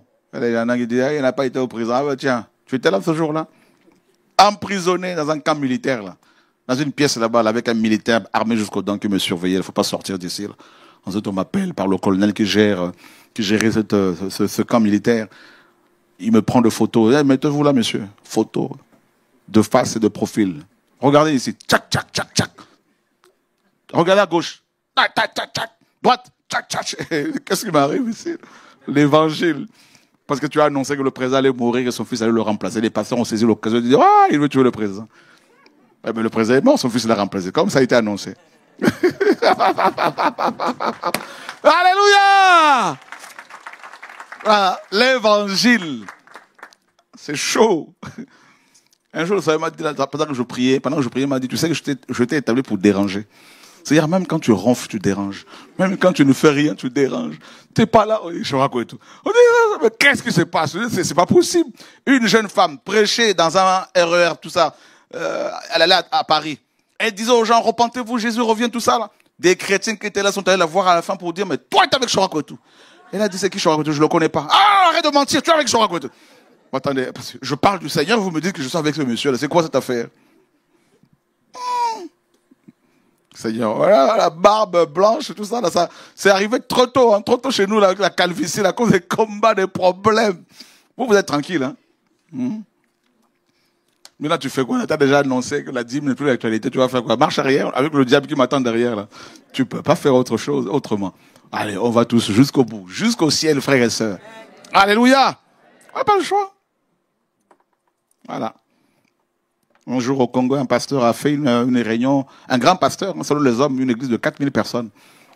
Très connu au Congo. Il a dit aux gens, attention, l'antichrist vient d'arriver. Attention. Oui. Et on coupe le direct. Hein. Le pasteur Jean Bosso Kindomba, pour ceux qui connaissent, l'église sans précieux. Très connu là-bas.